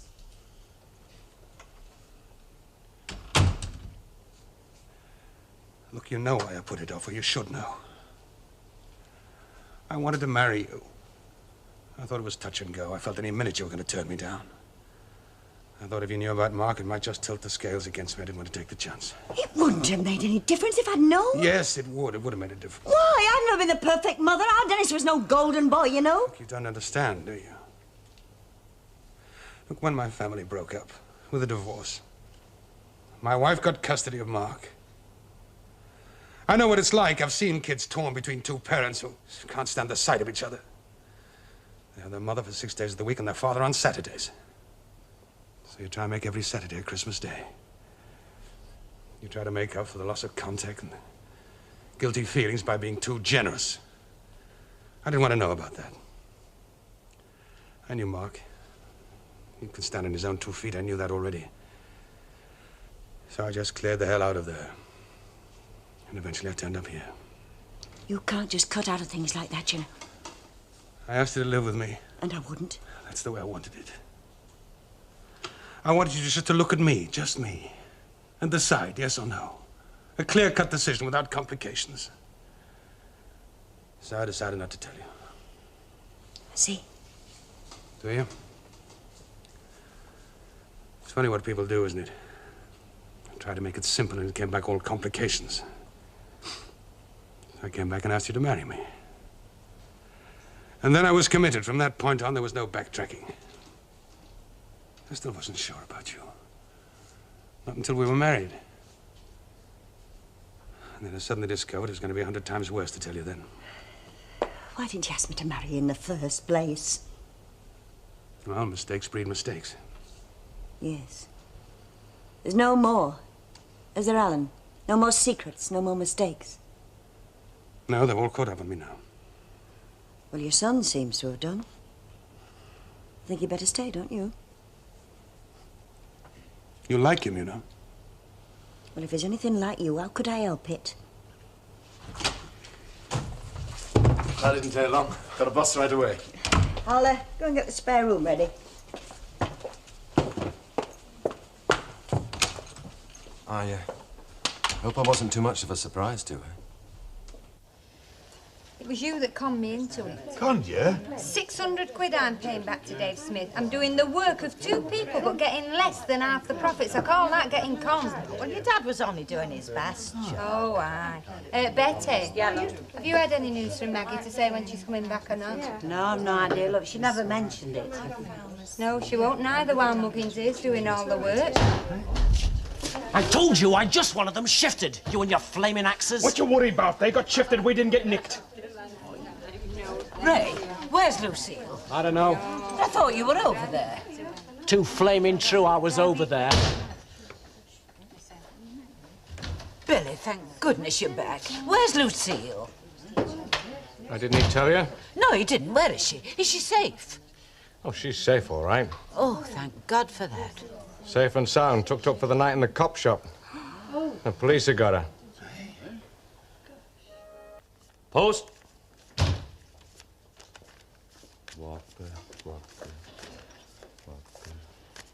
That's it, though. Thank you. Nice morning. Can't say I've had time to notice. Morning. Oh, good morning. What's happened to her then? Who? Who? Vanessa Bloomin' Redgrave. Who do you think? Lucille Hewitt. Oh, I'm afraid the picture's still somewhat confused, Mrs. Sharples. Why? Well, Mrs. Walker wasn't exactly forthcoming about what happened when she went round to the police station last night, but as far as I can gather, Lucille declined to see her. Oh, I see. As far as we know, she has stayed at the station all night. And what's she been charged with? First-degree murder and knocking a Bobby's helmet off. Oh, nobody knows just what's happening yet. Billy's gone round to the station now to find out. Can I help you, Mrs. Sharples? Yes, you could let me have 6 for these 2. Extraordinary, isn't it, when you come to think of it? What? The way the empty beer bottle has never been recognised for what it is, a weapon of espionage. You'll be fighting it all the way up to the Lords, of course. Don't want to talk about it, thank you, Mrs. Sharples. You may consider the sight of a young girl making a fool of herself in public edifying. I do not. Oh, that's what she was doing, was it? Making a fool of herself? In my opinion, yes. Funny, you were happy enough basking in her reflected glory when she took up do-gooding. I do not consider obstructing the police in the performance of their duties do-gooding, Mrs. Sharples, particularly when it's on behalf of a band of shiftless vagrants. Oh, what did he call that old fellow she was helping, old Noblet? An industrious pillar of the community? I repeat, a band of shiftless vagrants. Hardly shiftless vagrants, Mrs. Walker. And what else would you call them? Trekking up and down the country like so many Bedouin, turning any spare ground they can find into a public eyesore? Well, I must admit it isn't the sort of life I'd choose for myself, but if they want to live that way, they do have a right to. Just as Lucille has a right to protest if she feels they're being unfairly treated. Look, we all have our rights, Miss Nugent, but taking the law into our own hands is not one of them. You mean like Ray Langton and those other responsible citizens did? Well, Sorry. I beg your pardon? Well, according to the desk sergeant, the prisoner had a hearty breakfast, said she was sorry, and then left at first light. And if you ask me, she was dead lucky. It could have cost her 50 quid. Well, where is she? She certainly hasn't been here. Presumably she went straight into work. Well, how can you blame her? You know what they say, don't you? Hell hath no fury like a Beaumont enraged.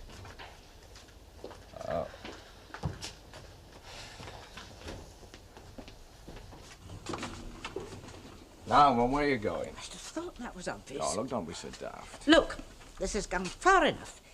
When I went to that police station last night, that girl absolutely refused to speak to me. I've never been so humiliated in my life. All right, well, chew her up and spit out the pips, but not in public. Get her on her own. Not round at Dave Smith's flying circus. You might just as well stage it at the Wembley pool and sell the television rights. Look, Mum, she'll be home to dinner, right? We'll sort it out with her then. All right, I'll give her till lunchtime.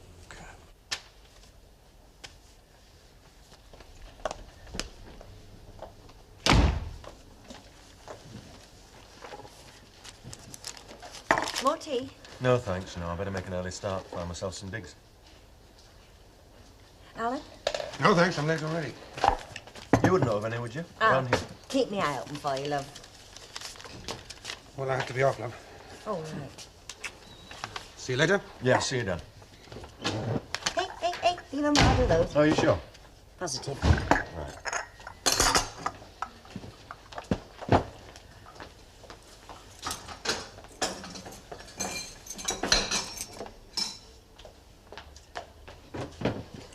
Is this Dennis, then?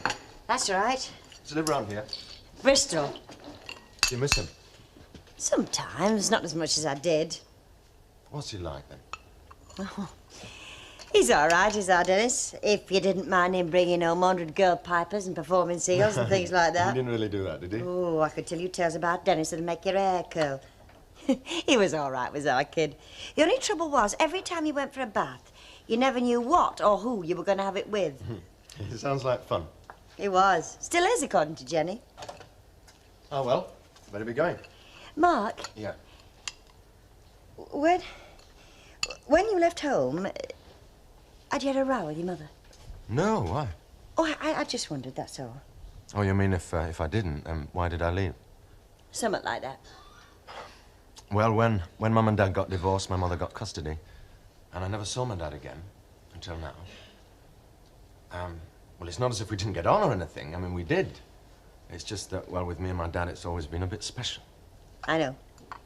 So when I was old enough to choose for myself, and I always had this at the back of my mind, when this chance came up at the Tech, I suppose that was it. Mark. Yeah. Sit down a minute, will you? Since your dad and me got married, it hasn't exactly been all roses. Not with the business going kaput and everything like that. Yeah, I can imagine. And then you turning up just out of the blue like that. Well, if we didn't exactly lay down the red carpet, I'm sorry. But we have a spare room if you want to stay. I wouldn't want to be any bother. No bother. Thank you.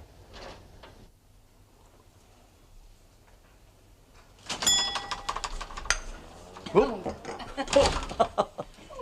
thought you'd gone back to Canada doing the Indian love call and chasing that Rosemary up the mountain. Now, just watch it. I'll have you in front of the race relations. Can I get you something, Mr. Garside? Yes, I'll have some wine gums, please. Right. Hey, you want to watch these, you know, they're what you call habit forming. Oh, aye. Yeah, last time Albert Tatlock bought some of them in here, I had to have the bobbies round and have him thrown out. Anyway, where did you disappear to, if that's not a leading question? Whaley Bridge. I have a couple of cousins live over there. Oh, I see. I say, what do you think about that, then? Oh, it's Blue John, isn't it? Yes, I picked it up when I was over in Matlock the other day. You recognise it, then? Yeah, I'm not just a pretty face, you know. Is there something wrong? What do you mean? Oh, I don't know. I'm sorry, Mr. Garside. It's just that Blue John always brings back memories for me. Happy memories. It's a very long story. Is that for who I think it's for? Do you think she'll like it? Oh, I think she'll be putty in your hands. Thanks, love. Ta-ra. Right, ta-da. Hello. Now, I bet you're not doing that when you're his age. What? Buying your girlfriend's brooches and chasing Minnie Caldwell up the cut bank. Oh, I don't know. At the last MOT test, they said I had plenty of mileage in me yet. I see. Provided I kept my spare tyre down and got myself well oiled regularly. Do you want something? Yeah, can I have 5 of them small cigars, please? Yeah? Yeah. Do you know, if you was a proper boss, you'd send a lad for these. Well, if I had a lad, I would. You try keeping them these days. Well, that's what I mean. That's where you're slipping up. You see, if I was a boss, I'd make sure that I always had a lad handy. I believe it, I believe it. How's business? It's all right. No sign of Maggie, Mrs. Clay? Well, the last I heard, she'd gone on holiday with their garden. Oh, that's nice. Oh, why, for her it is. You know, I know she's got problems and things like that, but I'm getting sick of doing all the work round here while she gets all the profits. You know what to do about that, don't you? What? Buy the lady out. Oh, yes, I could sell me mum's mink coat to raise the cash. Oh, borrow it. Oh, that's easier said than done. Not necessarily. Look at my business, it's all percentages. You can always borrow the money somewhere if there's a percentage of profit in it for someone. That's true. You think about it. I've started to. Have you seen this card Fairclough sent, then? I got one as well, from Amsterdam. It's a place I've always yearned to visit. All right. Well, next time by-elections come round, you'll know what to do then, won't you? Trips such as the one Mr. Fairclough's on do have long-term benefits for all of us, Ray. You what? Over the next few years, if we do go into the common market, we're all going to have to learn to take a much wider view and think European. Our leaders more than anybody. Leaders? Fairclough? He couldn't lead a flaming conga without dislocating himself. Look, why do you think he jumped at the chance when he knew this conference was in Amsterdam? Well, it does happen to be the centre of all cultural and political activity in the Netherlands. It also happens to be one of the few places in Europe where you can go window shopping for a bit of crackling. Pardon? Hey, did you spread her all over the tarmac, then? Haven't seen her yet. Oh, I see. Do you want me to nip round to Dave Smith's and see what's happening? No, won't be necessary, love. I've written her a little note. Terse, but to the point, I think. Mr. Tatlock, I wonder, would you be passing Dave Smith's betting office inside the next half hour or so? Yeah, I might be. Why, do you want to put something on? No. I've written a little note to Lucille. I wondered if you'd give it to her for me. I might have a bit of a job on. Oh? What's she in there, is she? Not there. Well, not according to Dave Smith. I mean, that's what he was going on about when I were in there half an hour since. He hadn't seen or heard of her all morning. Oh, Andrew, you shouldn't have. Do you like it, then? Oh, it's lovely. Yeah, lass, it's not but a bit of a brooch. I'm sorry, Andrew, only it's Blue John, isn't it? And Blue John always upsets me. Upsets you? Yes, you see, it was at Blue John that Irma and David got themselves engaged. We had a shadow trip there. Do you mean that lass that keeps the corner shop? Yes. Oh, heck. I suppose I could have brought you something better. Oh, no, Andrew, it's lovely. Only, you know, well, I'm very easily touched. Would you like to stay for your dinner? Oh, I wouldn't mind, thank you, yes. Oh, well, right. Sit down then, and I'll go and see if it's nearly ready. Thank you very much. Oh, you're here, are you? Thought they sent you back to Canada, Mark, not known at this address. No, not just yet. Oh dear. Well, you can stop gawping. You did ask me to come round for my dinner today. Yes, Ina, I know. Only it must have gone straight out of my head. And now I've asked Handel to stay as well. I suppose there'll be enough for hot pot for 3. Well, if it's anything like your usual hot pot, Minnie Caldwell, I doubt there'll be enough for 2. But look, if it's going to be any trouble, I can always go and get something at the Rovers. You stop where you are, Handel Garside. I might not have all my own teeth there, but I reckon I still know when I'm not wanted. Well, perhaps you'll come round for your tea. Perhaps, if I've nothing better to do.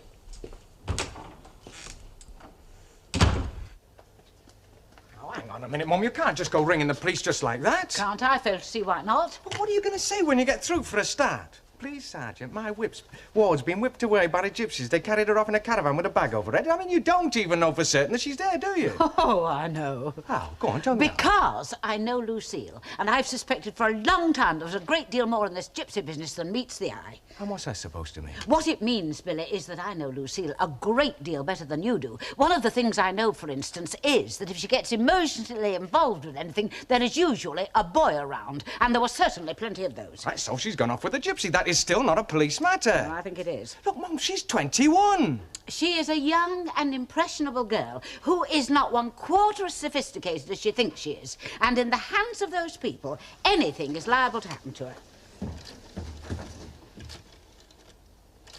Welcome home. Lucy.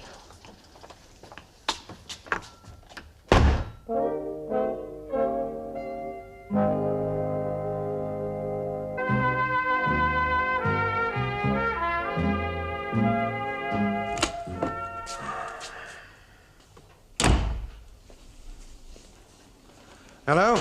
Hi. Smells nice. Specialty à la maison. Why, what's that? Bubble and squeak. Oh, did Mark get back? Yeah, he's upstairs sorting his things out. Did he have any luck? He didn't bother. He's stopping with us When was that all decided? this morning. That's what you wanted, isn't it?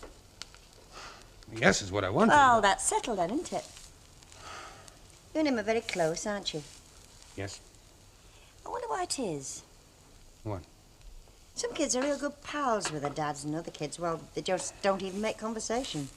Well, it's mutual interest. Mark and I had a lot in common. We used to go fishing together. I taught him how to swim. He was never out of the garage. Kept a bit cleaner than you did, didn't he? Tell me, frankly, What? do you like him? Frankly, he reminds me of his dad. A lot.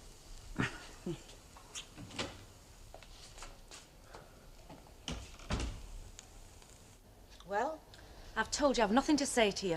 I suppose you do realise we've been half out of our minds with worry about you. Not about me, not you. I never slept a wink last night.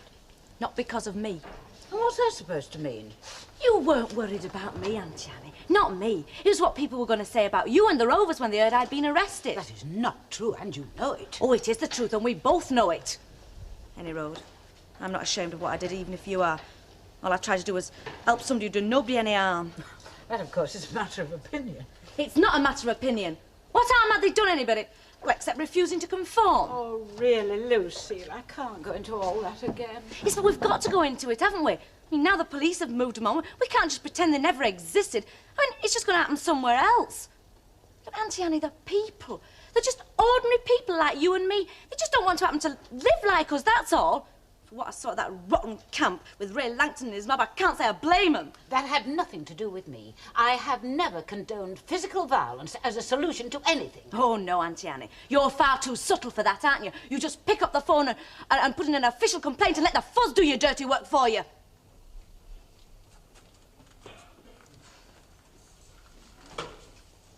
Yes, well, now that us girls have finished scratching each other's eyes out and the bad fairy's gone back to the public, what happened to you this morning? They went to Bury. Oh, the gypsies? Yes. And you went after them? That's right. So why didn't you stay with them then? I would have done if I could. Well? They wouldn't have me. They'd had far too much trouble for 1 week without taking any more with them. Lucille is all right, I suppose. Yes.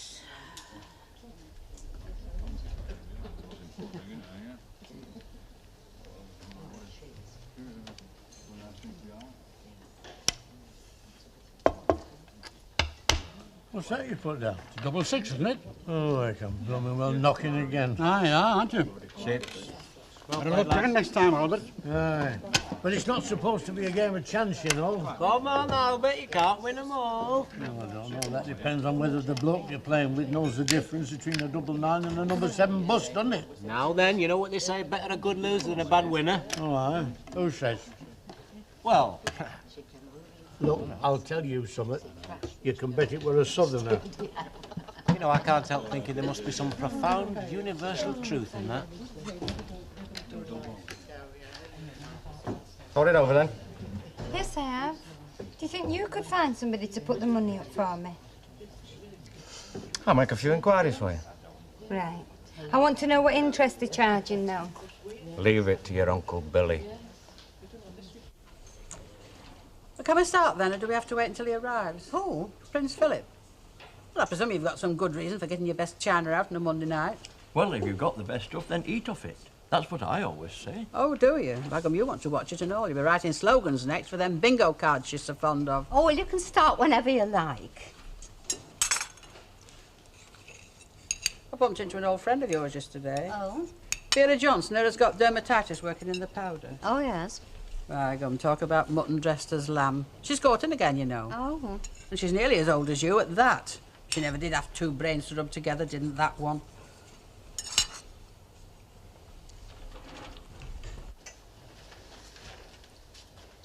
Would you really fit it in with their way of life, Lucille, even if you had been accepted? I don't know, do I? Anything had been better than living round here. Don't you ever get that feeling living round here?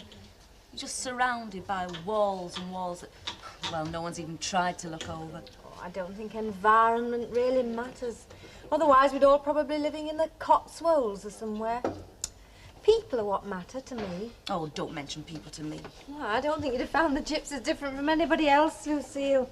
Once the novelty had worn off. Yeah, well, it's something we'll never know, isn't it?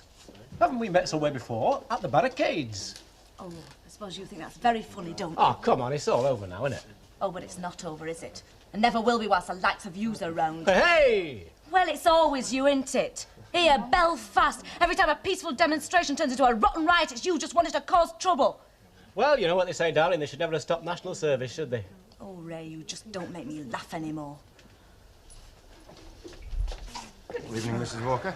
Hello, Mrs. Walker. What are you having? Oh, just a quick half pint, please. I've got a rush job at the garage. 2 halves a bit of business. 2 halves a bit? Yeah. So what's it like then? How long have you been there? Where? Well, the garage, just a few weeks. It's all right, you know. Mark, you know what happened to the business, don't you? Yeah, Mum told me. Yeah. 2 halves a bit. Thank you very much. Thank you. Cheers. Cheers. So what went wrong? Oh, several things. A little bit of bad management, a lot of bad luck. So what happens now then? You're not going to stay on at the garage, are you? No, I'm just down there till I get my breath back. To the future then? I'll drink to that.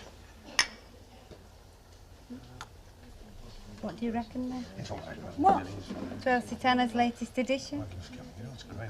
All right. Only all right. Well, he's a bit young for me, isn't he? Oh, yeah.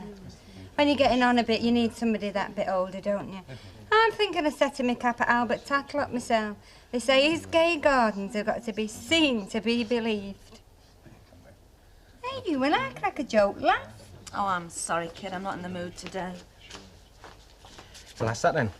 As what? Bill Sweeney. I've just been talking to him about you. Oh, and is he going to lend me the money then, just like that? Oh, don't be daft. I've got to go and see him tonight in the club, talk about it. Oh, good. Do you think there's a chance then? Listen, darling, with this bloke, if there's anything in it for him, there's a chance. They had it in that room over the co-op, the one with the floral wallpaper.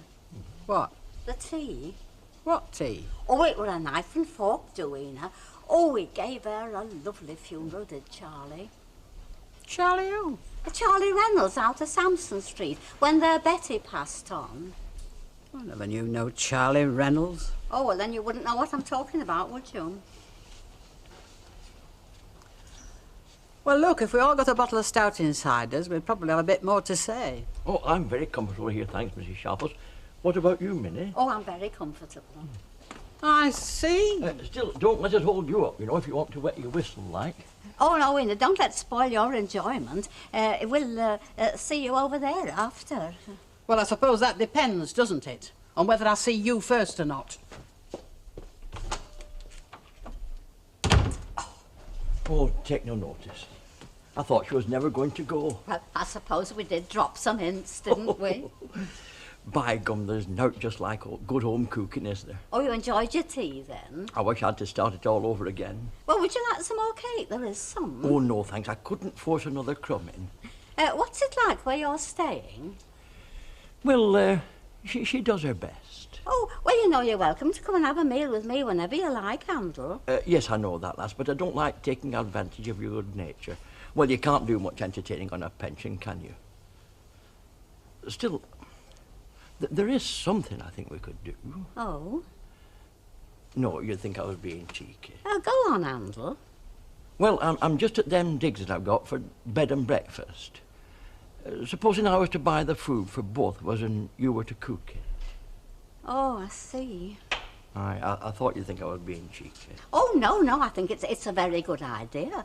Only, what's Ina going to say about it? Well, does it matter? No, it doesn't, come to think of it. I'm not with you, Chuck. What's the occasion? There's no occasion. I just thought you'd like them, that's all. I do like them. I don't know what to say. Well, didn't your Dennis ever give you any chocolates, then? Oh, yes, but that was always when he'd done something or was about to do something. Well, then that's when you owe me, then, for when I do something. Thanks. Thanks very much. It's a pleasure. Have you had your tea? Yeah, I got something in town. Well, would you like a drink? I've got a bottle of beer here somewhere. Yeah. Get your own glasses, will you? Okay. I think you better pour it out yourself. Unless you want to eat it out of a glass with a spoon. Tell me something. What? Something I don't know. What? How did you two ever come to get together? You mean me and your dad? Yeah. Well, I don't really know. I think we saw each other across a pub. That was it? Well, not exactly. Couldn't stand the sight of each other at first. That's funny. What is? Well, if anybody had asked me, I'd have laid £1,000 to a penny my dad would never have married again. He really loved my mother, you know.